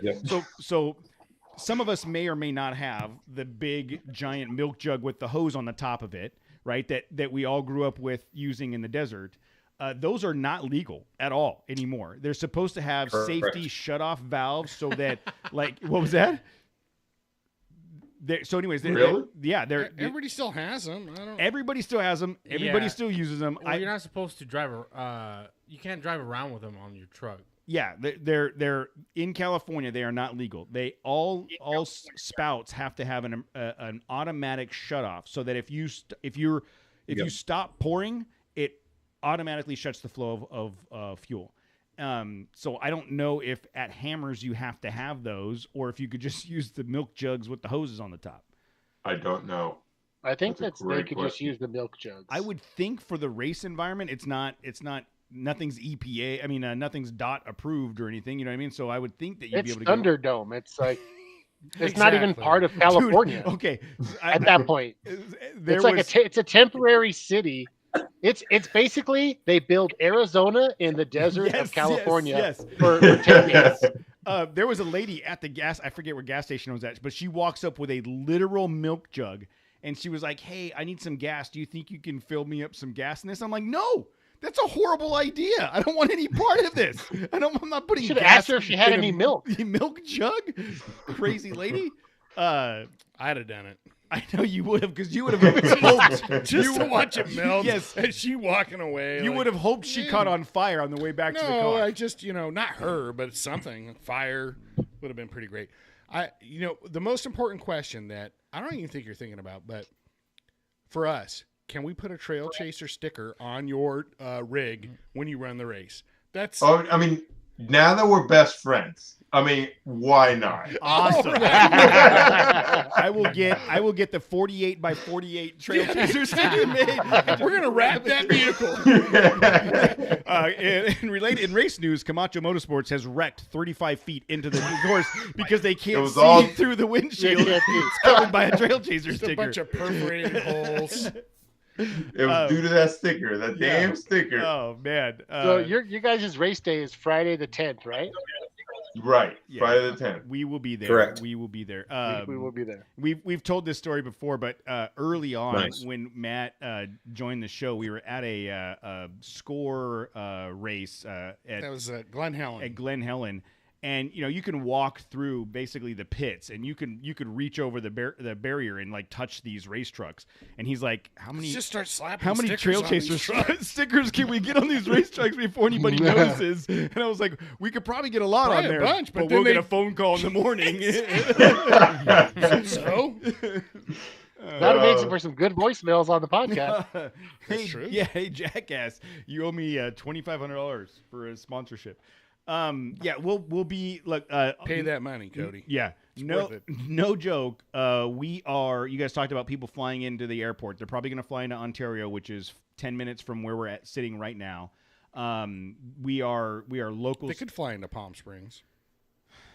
Maybe it's closer. But we are all, very close to Hammers. So, as you guys get closer to the date, and we're going to be out there, I don't know if we'll be out there on the 29th, but we will be out there for the event. So as you guys get closer, if there's something that you need or some logistics or shipping something to a house that you want to pick up later, just let us know. We would love to help you guys, whatever we can do to help to get you that much further along on that 30% mark. I'm 45 minutes from the Hammers. Yeah. Casey's super close. So that's the last 5%. Yeah, Casey's super close, and he's probably the most mechanically capable. I don't know. Well, he doesn't have a Harbor Freight titanium 125 welder, though. No, but he's got I don't. I have the titanium multi-process welder. Yeah. So I think he just shut you down, is what I heard right there. And the Vulcan plasma cutter. And a giant, Casey, enough. So speaking of a Harbor Freight tools, dude, I really want the same. You've got that Icon, that large, it was 72-inch tool chest. I want that, man. I was looking at those hard over the holiday, over the Black Friday. They're not bad. They're actually really good. Yeah, Casey's got one, and it's awesome. And Corey has the even bigger one, the Icon one. That one's even way better. It's not about size, guys. Way more gooder. Way more goodness. Those are just maybe rumors. I should sell my Snap-on one. Okay. All right. Here it comes. You, man. hey, I'm done with my Snap-on power tools. Done. They're garbage. The tools are good. The batteries suck. I didn't say anything about the power tools.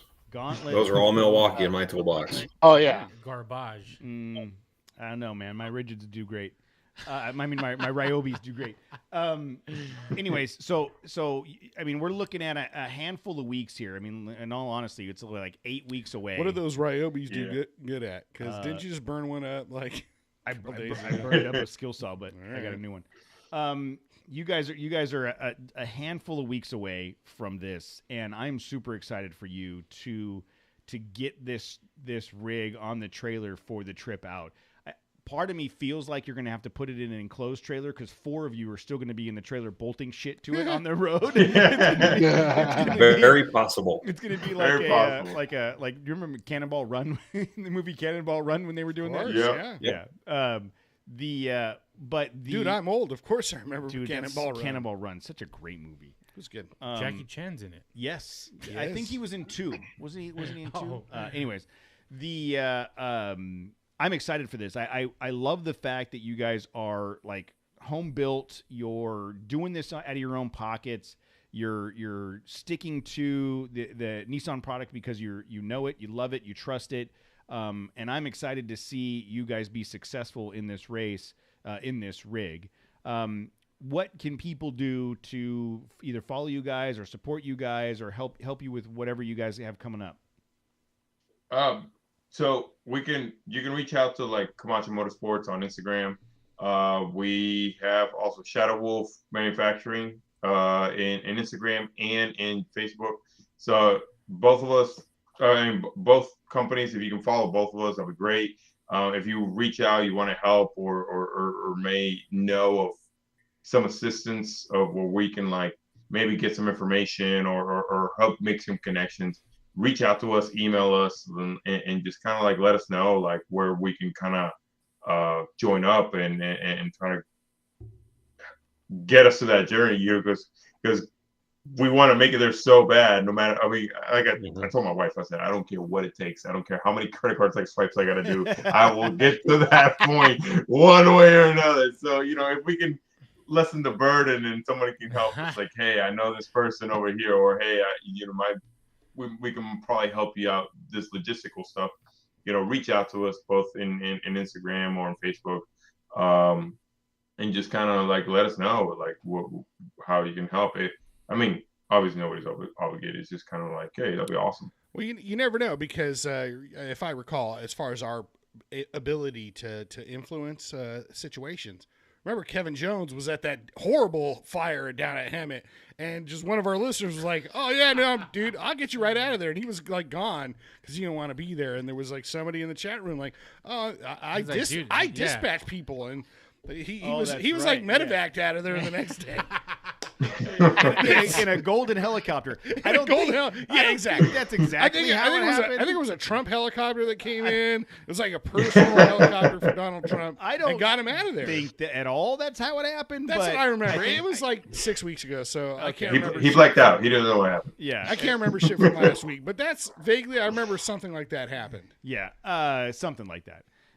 But in all honesty, like a huge chunk of our listenership is here in Southern California. And all of us are here. So as you get closer to the race day, if there's anything you can do anything we can do to help, as he said, go follow Camacho _Motorsports and Shadow_Wolf_MFG on Instagram. And then connect with these guys. And that's like the line at the bottom, that's right? The line at the bottom. Shift hyphen. I just wasn't sure. I want to make sure everybody knew. Everybody knows. I wasn't sure. It's 2022. Mm-hmm. Okay. Everybody younger than 40 knows. Everybody that's not Gen X. Whoa. I'm a bit past 40. 45. Almost 45. Matt and I are the oldest. I got you.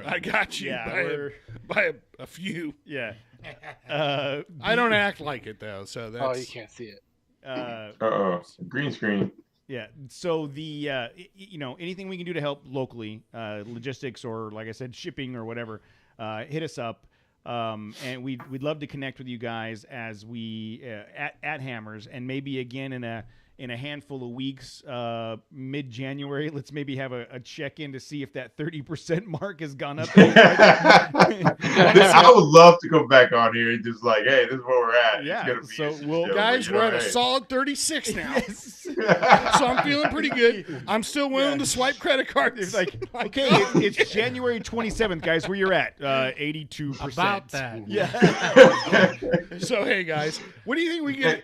Trying to move Hammers out to Florida. We'll see what we can do. For sure. I'd love to connect with you mid-January and see where you guys are at and help with the final push to get you guys going.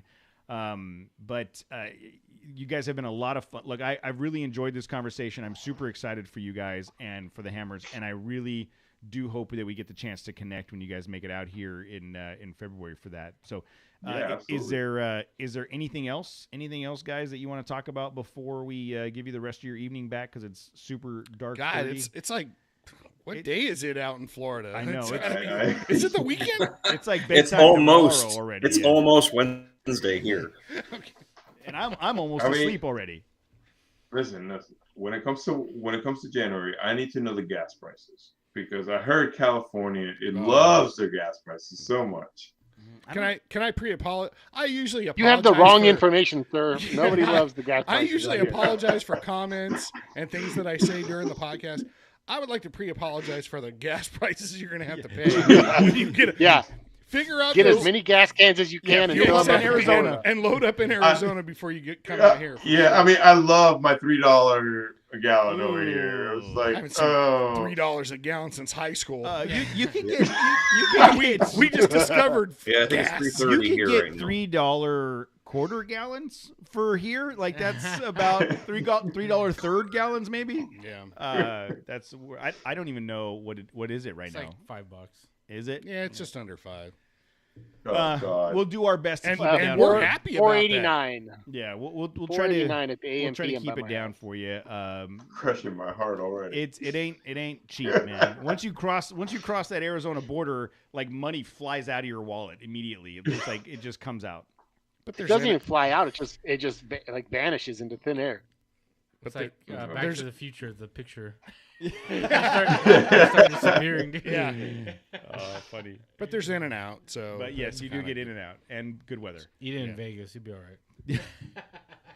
All right, guys. Look, I really appreciate it. You guys have been a lot of fun, and hopefully everybody goes to Camacho Motorsports and Shadow Wolf Manufacturing to follow you guys, support you guys, and we will talk to you mid-January and see you in February. Yeah, absolutely, man. Can't wait. All right, guys. Have a great night. Yeah, you too. You too. Thanks.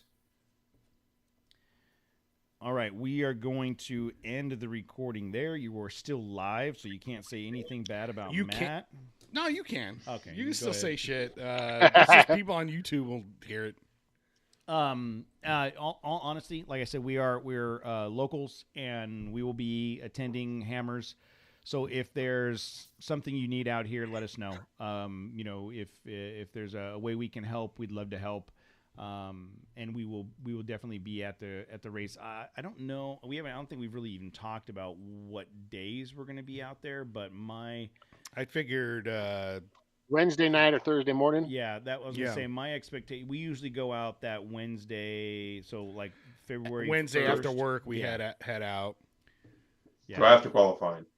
Yeah, so we'll be there probably February 1st through the podcast 5th. Money doesn't support my livelihood, so I still have a job, so I take some time off.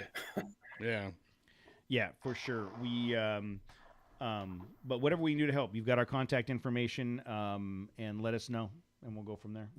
Yeah, no, I appreciate it. Like it's crazy because I always talk to all the locals over there, going like, hey. Give me the rundown. Like what Barstow's up here, Yuca's down there. This is like Yucca, whatever. This is like if you break an arm, go to Yucca. Go over there. Like I'm going to Barstow, go to Yucca.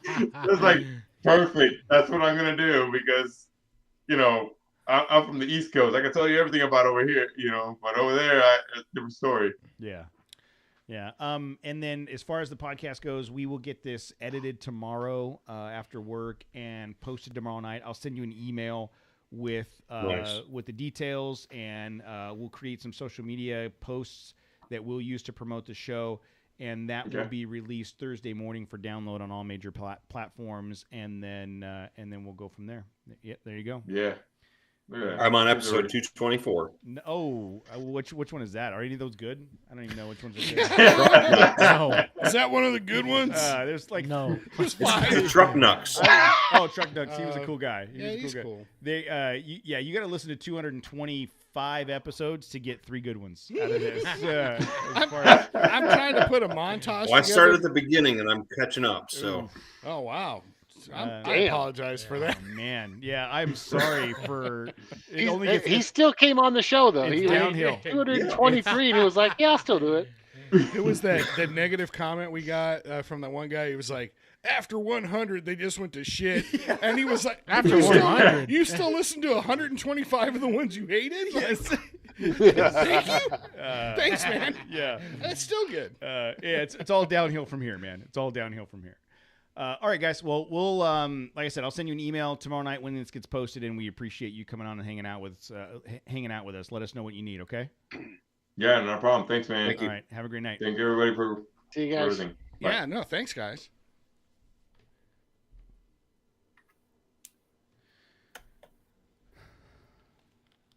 All right. Well, are you doing a potty break right now? Yeah. Okay. We're almost done? Sure.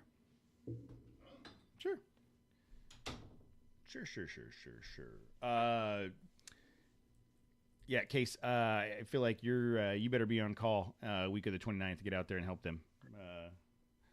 I'm down. I know. It'd be a lot of fun.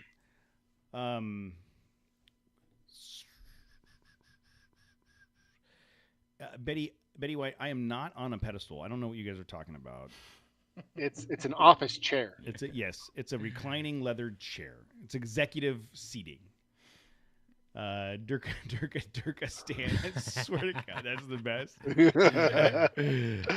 Who else is in here? Elam is in here. Joel. I saw him Shy. Sometimes you see someone else's username and you're like, damn, why don't I have a clever username? I wish I had that. Saw Mark in there. Hope Mark is doing well. Shy. We got a bunch of Adam was in here earlier.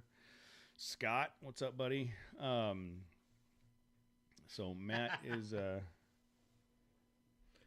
with a built-in vibrating massager. I wish this chair had a built-in vibrating massager. I would never leave it.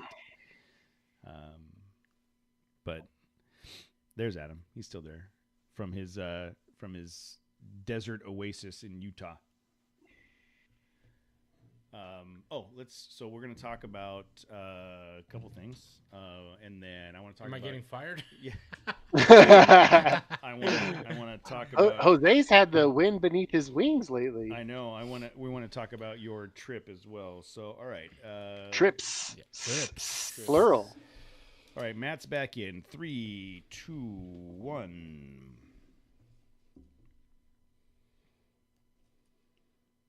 All right, thanks to the Camacho guys for coming on and hanging out with us. They were super cool. We are excited about what they got coming up in the Hammers. Super excited. Since we have Betty White in the chat room, I wanted to make note of the Betty White 17 stickers that we got, and he oh, nice. He sent them in, and he's like, "Did you get the stickers?" I said, "Yeah, we had them a couple weeks ago, but you weren't in the chat room, and I wanted to hold on to it." So Jose is going to find a spot for that up on the sticker board and put it up. Boom. Look at that. Like super close to, like Betty White can whisper in Jose's ear from there. That's how close it's like. You can feel him blowing in your ear at that point. These are super cool, man. Thank you so much for... Please brush your teeth, Betty White. Thank you so much for sending these. These are badass. So we've got a... Yeah, like they're a high quality. Super high quality. Yeah, dude, what the hell? I don't have stickers of my truck. Yeah, your truck's not that when cool. When do you get to that level? I don't know. I'm not there, but that's a super cool. I think you need a snorkel, and then you get to that level. Oh, okay. Yes. It's like there's levels. Bed rack, roof rack, snorkel, ultimate sticker. Yeah. And you need a better name than what you've got on your stupid Instagram. Blue Thunder? No, his Instagram handle, the Mountain Man. Oh. I'm gonna have to change it to Blue Karen. I mean, Betty. I mean, come on, Betty White 17. That's badass. How do you beat that? Blue_Karen_Thunder. That's the line at the bottom, Matt. Yeah, that's a lot of words, though. How about Karen's Blue Thunder thighs? I don't know. Like we'll come up with something. We can brainstorm later. Brainstorm. Ada Twist. Anybody? Come on. What'd you call me? There's a cartoon on Netflix that my daughter watches called Ada Twist Scientist, and they sing a song about brainstorming. It's adorable. Come on, somebody has seen that. Adam, I know you've seen Ada Twist. Come on, man. Adam logged off. I can't be associated with this group anymore. So I was gone last week on vacation, and Karen's Blue Waffle. What? I like it. What's the waffle part? You never seen the Blue Waffle? No.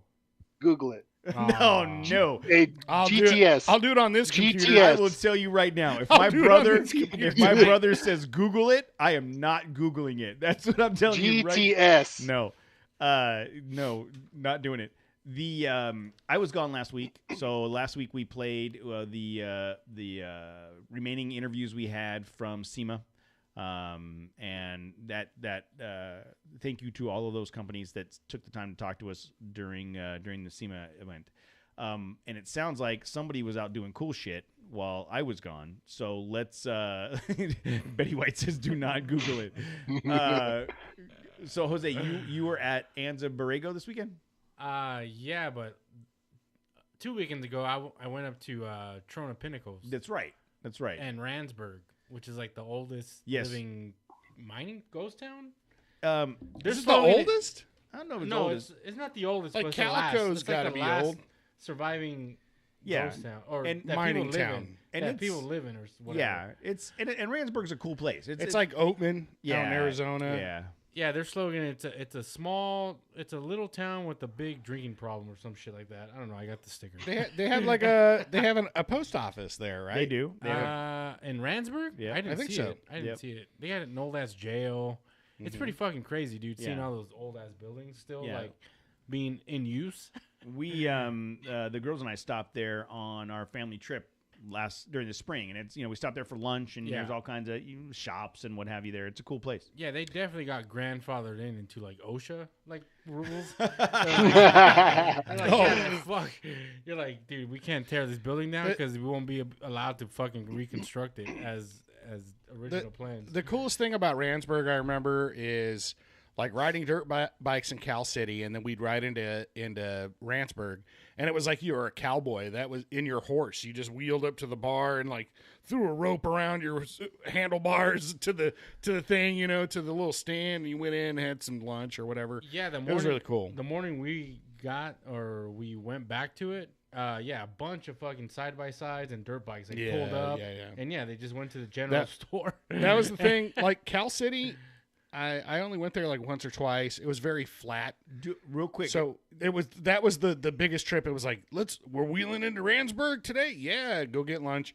And then the next day it was like, just go back to Randsburg. Like, just gonna go get drunk in Randsburg again. Yeah. Oh, they didn't have a bar. Did you have you heard the history behind California City? Yes, dude, it's interesting. On Instagram or TikTok or whatever, I saw a reel that was like, it was one of the it was going to be the biggest like city in SoCal. They called it one of the biggest flops ever, right? Yeah. And I'm like, what? I don't understand. And I watched a whole YouTube documentary, like a 20-minute thing on it. What was it? So big developer saw like in the 50s or 60s, saw the influx of people moving to California and said, I'm going to capitalize on this. And land in the Mojave was super cheap, obviously, and he found out that there was an underwater lake in this specific 60-mile radius or whatever. So he had a master plan to develop a community in the Mojave that would rival LA, San Diego, and San Francisco. It was going to be the next big metropolis.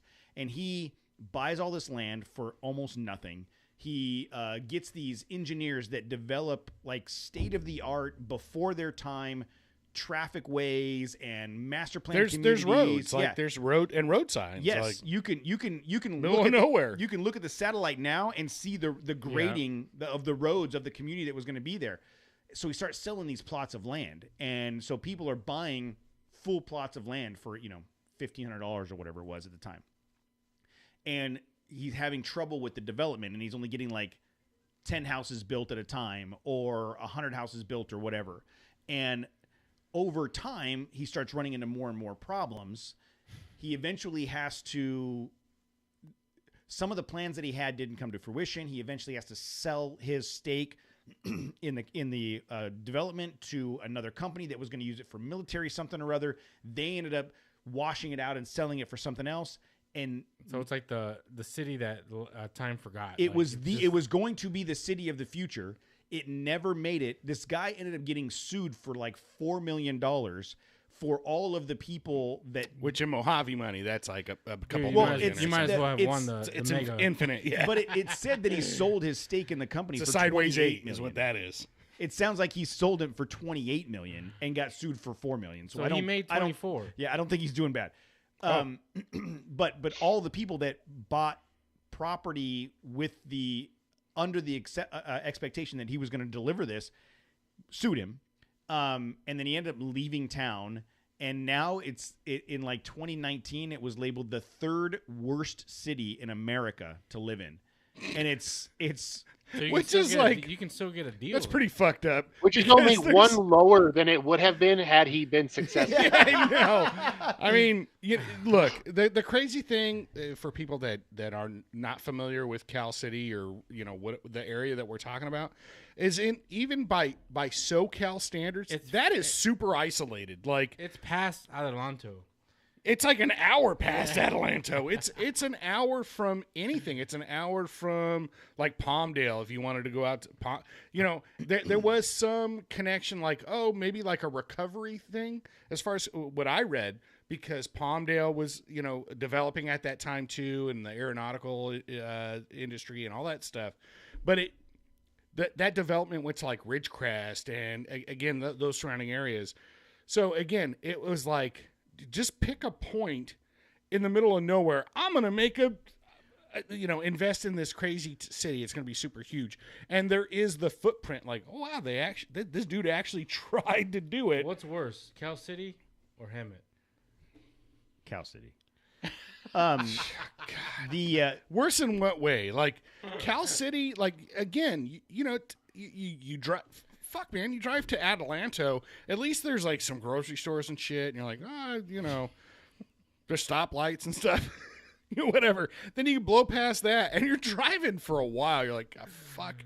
Where the hell? You're going up 395, and you hit the Kramer Junction. Is this it? No, you still gotta go another 20 minutes. Like it's just it truly is BFE. Like it's butt fucking. And there's nothing around. And there. if I recall, part of the issue was pardon my French, but fuck Egypt. The like having issues with the water tip. The reason he picked that was because of the access to the water, and not having to. There's no water. Like, is there water? With the current situation with water and shit's drying up. Yeah. Is there water there? We should be digging that shit. That should be like the paradise in the desert at this point. If there's water there, should be Salton Sea. Yeah. Well, that's a whole nother super interesting. That's a very historical interesting thing. So we need to have a weekly California history lesson. But anyways. California's gold.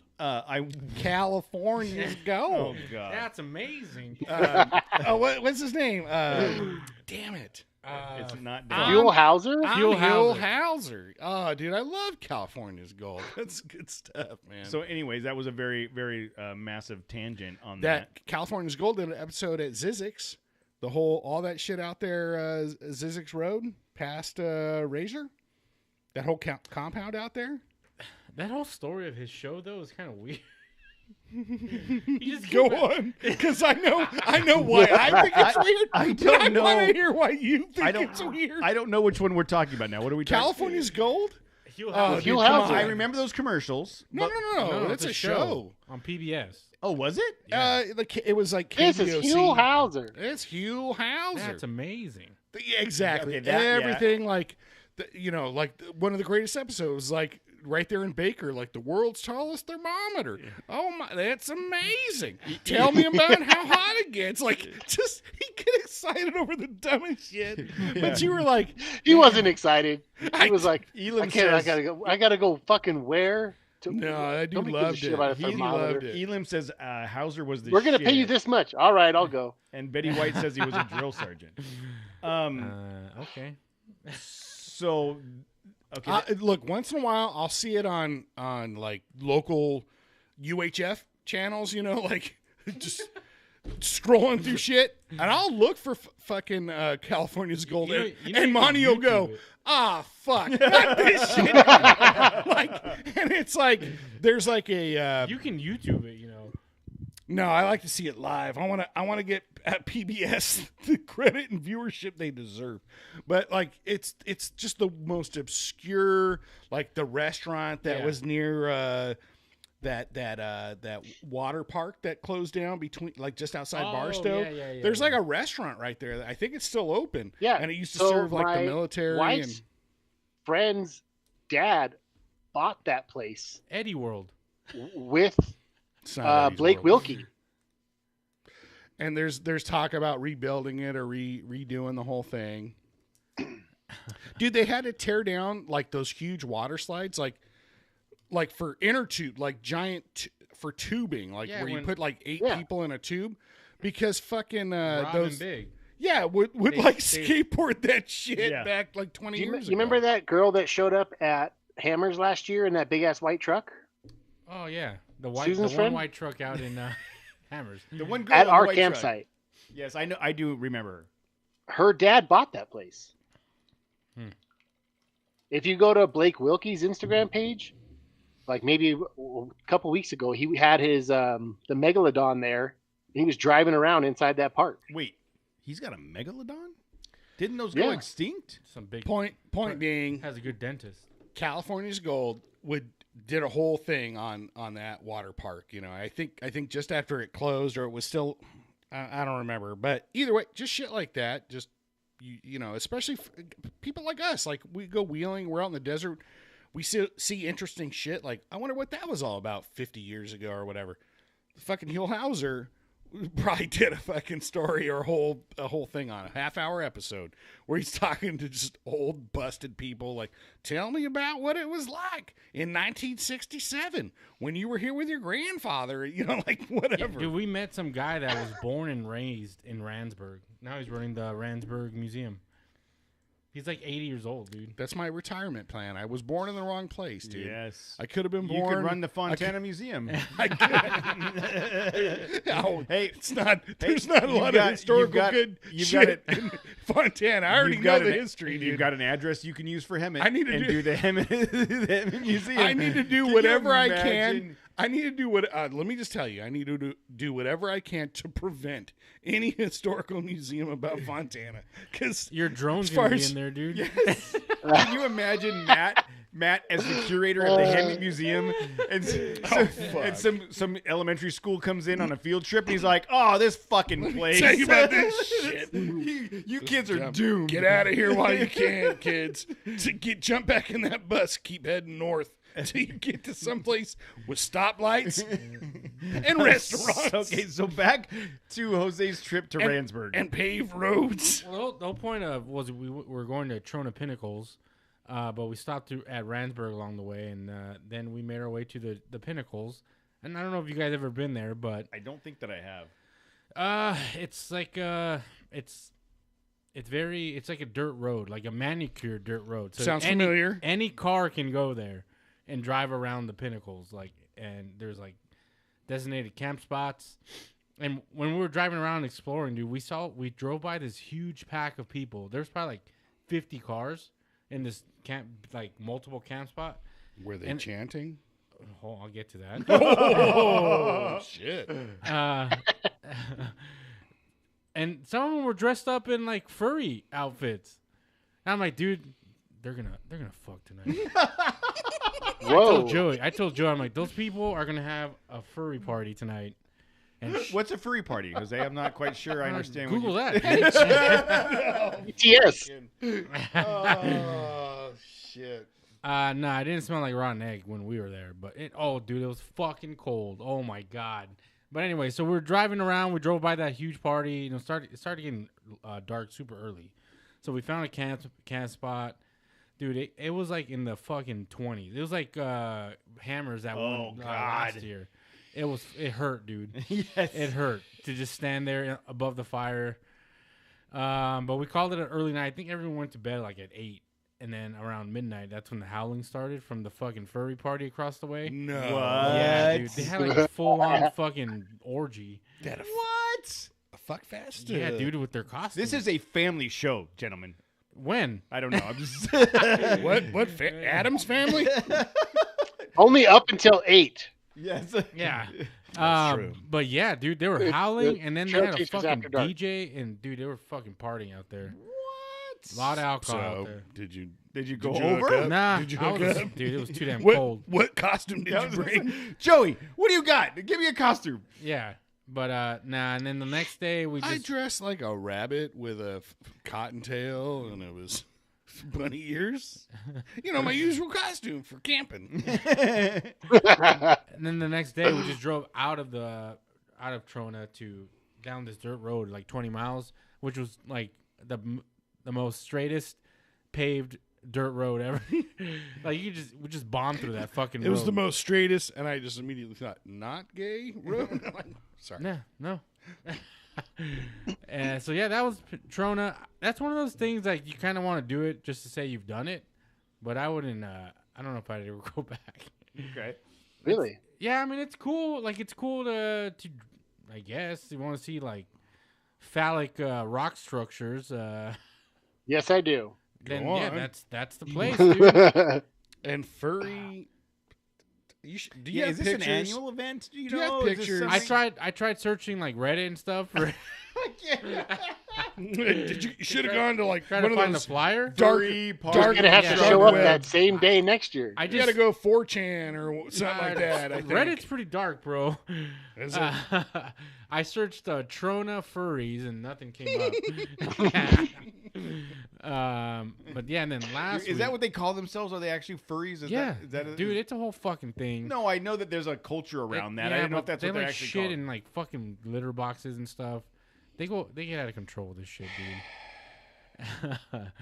And then last weekend, yeah, who did you see? God, please, is this worse?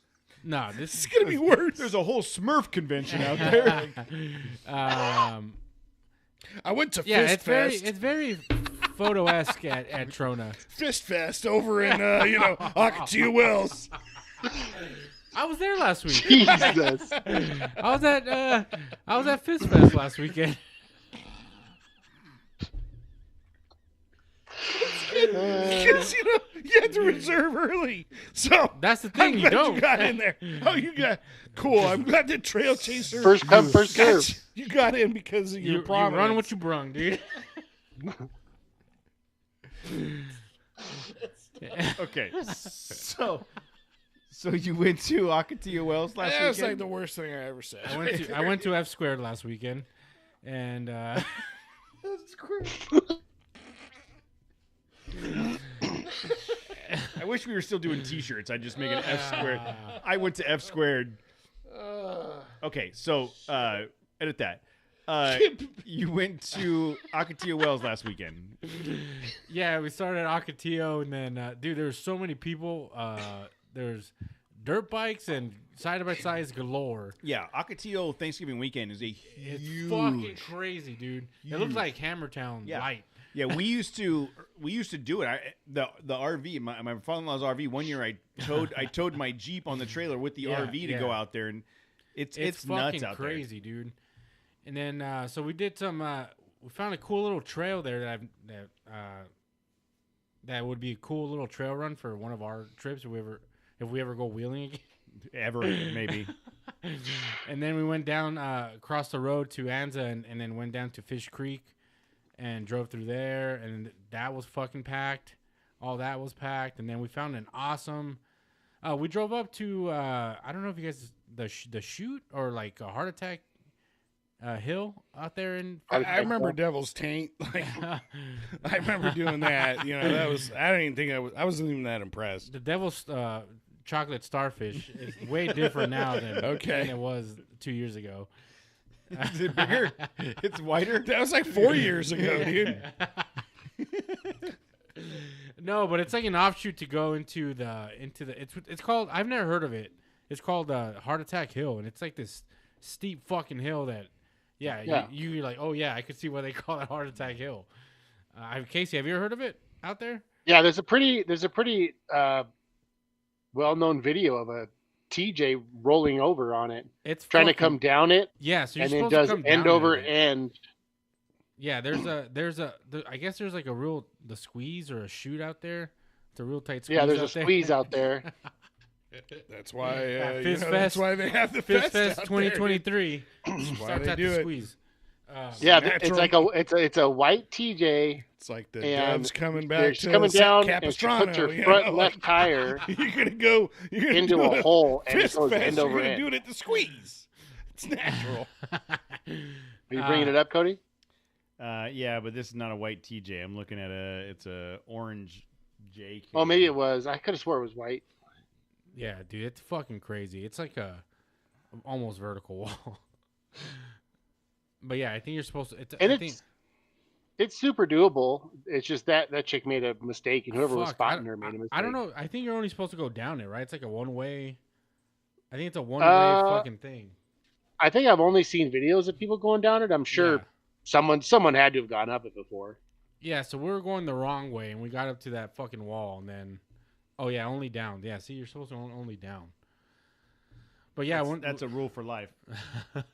Punch down. So yeah, when we got to it, we just hung out there for a few minutes, and then we drove back. But there's awesome camp spots out that way. Yep, this is the one. You want to put it on the fucking screen we can see? I was checking to see. My goodness, that's the fucking wall. This. That's the wall. Yeah. Dude. So I don't know. Casey probably can't see it, dude. but yeah, there it is. Oh yeah. 4 low, bro. Who's the 4 guy low. like in the orange or the green jacket there. This guy's responsible for 100%. So you'll see. Look at this guy in the spotter. That spotter's not doing a good. What are those motions? His left hand's doing something different than his right hand. Is that Spanish? Why is he Spanish spotting? Is he asking a question in Spanish? What language is he spotting in? No. Oh, you can see it right. Hey, what hood is he repping there? Oh no! Why did they let her keep going? Look, the spotter's all the way up the side. Hey, that was a pretty decent save, though, dude. Oh man, that's not a save. Oh man, bro. There's nothing saved there, dude. No, but the way it could have kept rolling, dude. Was she just that like a tumbleweed like coming down afterwards? That's a fucking rock, dude. Oh my god! Wow, dude, that is 100% on the spotter. Oh, you dude, should what the sue fuck that is that guy. guy doing? Look at his left hand. What are those words? Look at his left hand and his right hand.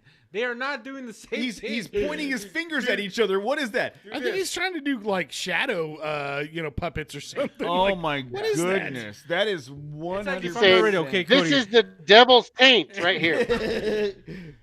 Oh man, Cody, I'm gonna need your passenger side. She goes up a wall.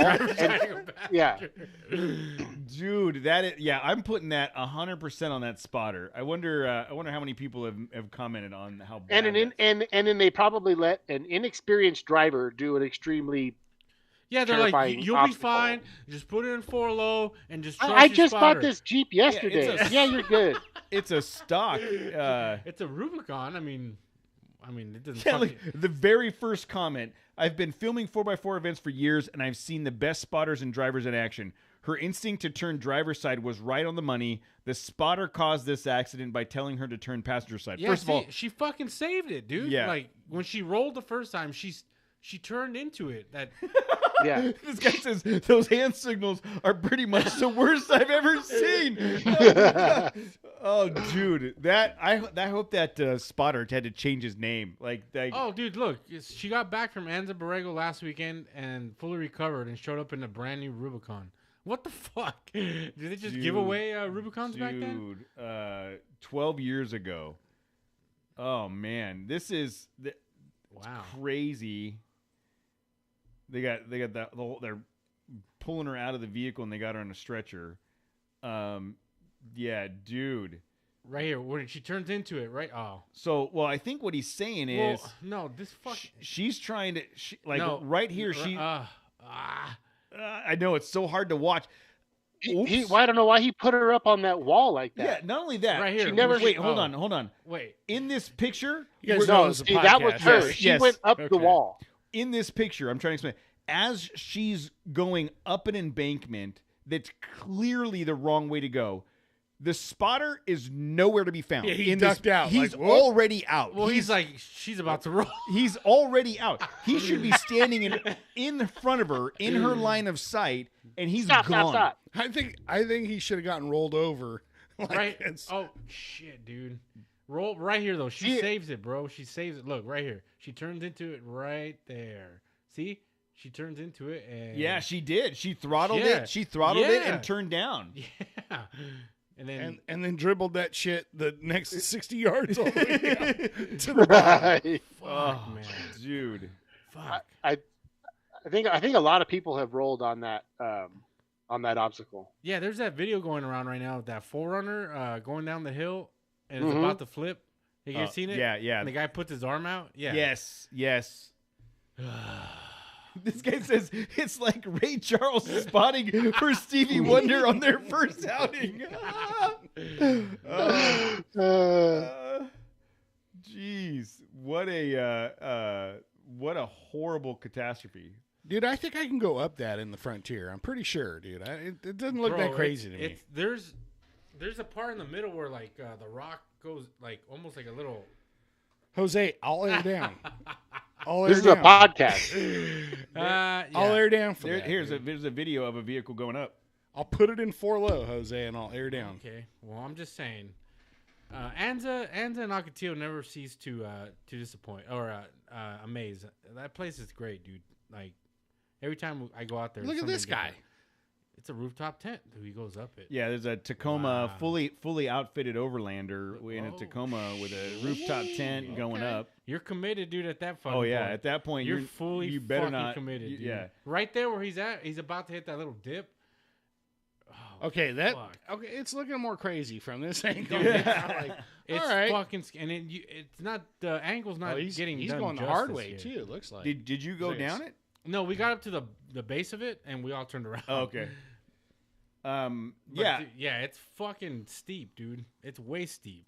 It looks pretty gnarly, and video never gives. Well, that's what I'm saying. You can't tell the angle. No. It's not doing it justice. When you're in the vehicle, that's about 4 layers of upholstery sucking up right there. You're fucking making diamonds right there. Wow, he's 3-wheeling it. So check out, go on YouTube and just search Heart Attack Hill. That guy nailed it. Yeah, that's not the hill that we went up, Groot. We went up. It was Diablo drop off is what supposedly we went up. Yes. Oh, the drop off. Yeah, the drop off though now is way, dude. It's all fucked up now. Since the monsoon went through there. Oh, I was gonna say I fucked it up. Like it's all. Remember when I did that shit? It's all right. Yeah, Anza is a great place, dude. That place is like, it's one of my favorites. I could always go wheel there no matter how many times I've been there. I will always go. No problem. Well, it's so vast. You can go off in any direction. You're gonna find a different trail. A couple years ago, Tammy and Presley and I went and for Tierra del Sol, and someone was with us, and I can't remember who it was. And we just went out there for the day, and we ended up going on this trail. And you know how everything's like the valleys, and then all of a sudden we're on the top of those valleys on a freaking peak with like drop off on one side, drop off on the other. Tammy's mad at me, and I'm like, I didn't choose this. This is just where we ended up. But that's when I spent the day at the Ocotillo Wells Jack in the Box. Yes, that's right. I thought it was the Arco, but yes. Well, they're next door to each other. Okay. But I mean, like you can go. That's because your Zapruder joint fucking broke. That's right. But Zapruder joint. Come on, that's pretty good, dude. You can drive around there for second shooter for days. The second shooter failed. Grassy knoll joint. Stupid. We're done. Whatever. You can drive around there for days and not hit the same trail twice. Yeah, it's fucking awesome there. It wasn't as cold as it was in Randsburg. It was like 40 degrees in Anza this weekend, but yeah, man. Randsburg was cool. Trona Pinnacles is cool, but you could do it there was a fucking Tesla out there, so in Trona. And then, Anza and Ocotillo are fucking great. So yeah, I've been doing some wheeling.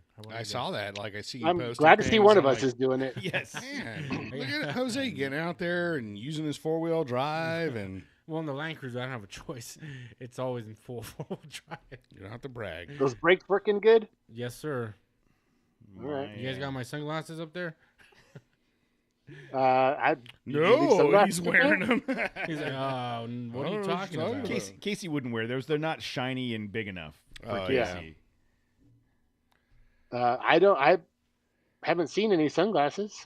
Yeah, that day I texted Corey. I'm like, hey, I forgot my sunglasses. And I don't know if he fucking put them aside. Oh, maybe he has them. I don't know. Or he's wearing them. Maybe they're in his truck. Yeah. Are they like those Elton John sunglasses with like palm trees on the sides? No, they were in his shop. I forgot them at the shop. I think I left them on top of one of your guys' toolbox. But he said he found them. But I don't know if you guys are wearing them or whatever. They're using them as like welding. I've been wearing them as welding goggles. Exactly, it's underneath the truck grinding. Yeah, exactly. They're great. Hey, you don't want those anymore. Yeah, but you're gonna come back with a welding helmet instead. No, but dude, driving around. These 2 trips are really like making me rethink a lot of my loadout, like cold weather and just general. You got to go like as light and compact as possible with like a bunch of shit. That's how I live, dude. Light and compact. So like that's my lifestyle, dude. So even just like to a camping chair, you want one of those fucking little ones that fold up, but then you go look at those and you're like, $100 for a fucking chair that folds up. Like, Dude, I got mine on Amazon for $25. I tried looking. And it folds up into a bag that big. Yeah, that's the ones I was looking for. Dude, Joey brought one out this weekend that looked like a fucking sex swing. Like, and how was it? Jose's on fire tonight, dude. You guys sure that you didn't go choose a furry club? He went to Fuck Furry Fest, Fist Fest, Furry Fest, and then sex swing. Dude, I got like insight this past weekend. So that chair, God, I'm so jealous. It's like a bigger version of like the ones that fold down like you have, but it's not about size. It's like 2 poles, and then like the chair, pivots off the 2 poles, and like it swings. So it's like a fucking sex swing. Can you do the gesture again? Yeah. No, don't. I don't want to see it anymore. I'm not sure how it's working or how it works. And you know how campfire fucking that campfire talk. Campfire talk. You know how fucking gems come out of those every once in a while. What come out of them? Gems like. Fucking stuff. Campfire talk. Yeah. Yeah. Do you guys know what an upside down pineapple means? If you see yes, yes, I do. Well, I did it. Did you guys go and do that shit too? Who was wearing the upside down pineapple? Yeah. And did you talk to them much? Did you guys partner up? No, and, it just came up in conversations. Like, dude, if you ever see fucking someone with an upside down pineapple, like at the grocery store, that means that's the one thing I learned from TikTok. Was oh shit, okay, yeah. I gotta delete this app. And apparently, fucking in Joe's neighborhood, like there's a lot of single fucking upside down pineapples. Upside down pineapples in there. A lot of people that like tropical fruit. That's all. So yeah, so I got schooled on what an upside down pineapple means and. Where to look for Welcome to 2022, bro. I don't know where you've been. I'm driving Matt around. knew. Dude, I didn't know what thought meant until you said it out loud. Me? Yeah. We were talking, I'm like, you're like, that hoe over there. I'm like, oh shit, that's what that means? Me? Yeah. I mean, I know it had to be Casey. Okay. Well, I don't know that I would use that in conversation. No. You didn't use it in conversation. We were talking about thoughts, and then you're like, yeah, that hoe over there. Oh. I'm like, you knew the definition. I didn't fucking know it. I'm like, oh shit, that's what that means? You're like, yeah. Yeah. Come to the 48-year-old Gen Xer dude, to get your I do go to sleep at 8:30, dude. So. And you're 48 for like 2 more weeks, dude. I know, dude. That's why I said it. You'll be stepping up soon. Oh, man. That's why I said it. That's why. You mother son of a... But yeah, dude. Welcome. Upside down pineapples and thoughts. With Fuzzy Fest. With furries, so. Shit, man. So it sounds like Jose's That's having a good where you've time. been. That's why Jose hasn't been around dude, for a while. I've been at Fist Fest 2022. He's been at Fist Fest for weeks, like, with his fun box. Like, dude, that fun box, it needs to get reconstructed. Yeah, we can get you a new fun box. Reconstructive box surgery? Yep, I need my box reconstructed. There's like, you got to work on your Kegel exercises. This is so off the rails. I think so. I don't know. I'm pretty sure how that works. I don't know, dude, but, I'm just trying to be helpful. Oh, fuck. With your Kegels. Is it Kegel or Kegel? We know what I'm talking about. I believe it's Kegel. Kegel exercises. I think it depends on what side of the hemisphere you're on. I don't know. It's Australians pronounce it different. Okay. With that note, Matt's going to go do some Kegel exercises. Jose's going to prep for next year's Fuzzy Fist Fest. And we will. We are definitely going to do a run at the Hammers. We're trying to finalize details. We're going to do a pre-run either this weekend or next weekend. It's all our stupid jobs. We're going to do a pre-run sometime between now and the Hammers. Yes. So. Stupid ass jobs. But with the new, we were just looking at the map for the new closures and stuff. We're going to figure out where we're going to stay this time. With that, we will let you guys know when we're going to do the trip, and anybody that wants to come, we'll let you know. So thank you to the guys from Camacho Motorsports for joining us tonight, and it's fun to have everybody back either in the studio or on the show. It's been a while since like we've all been sit down and been able to hang out. So, thanks for everybody that was in the chat room hanging out with us tonight. We appreciate it. It's been a lively bunch, and we will talk to you guys next week.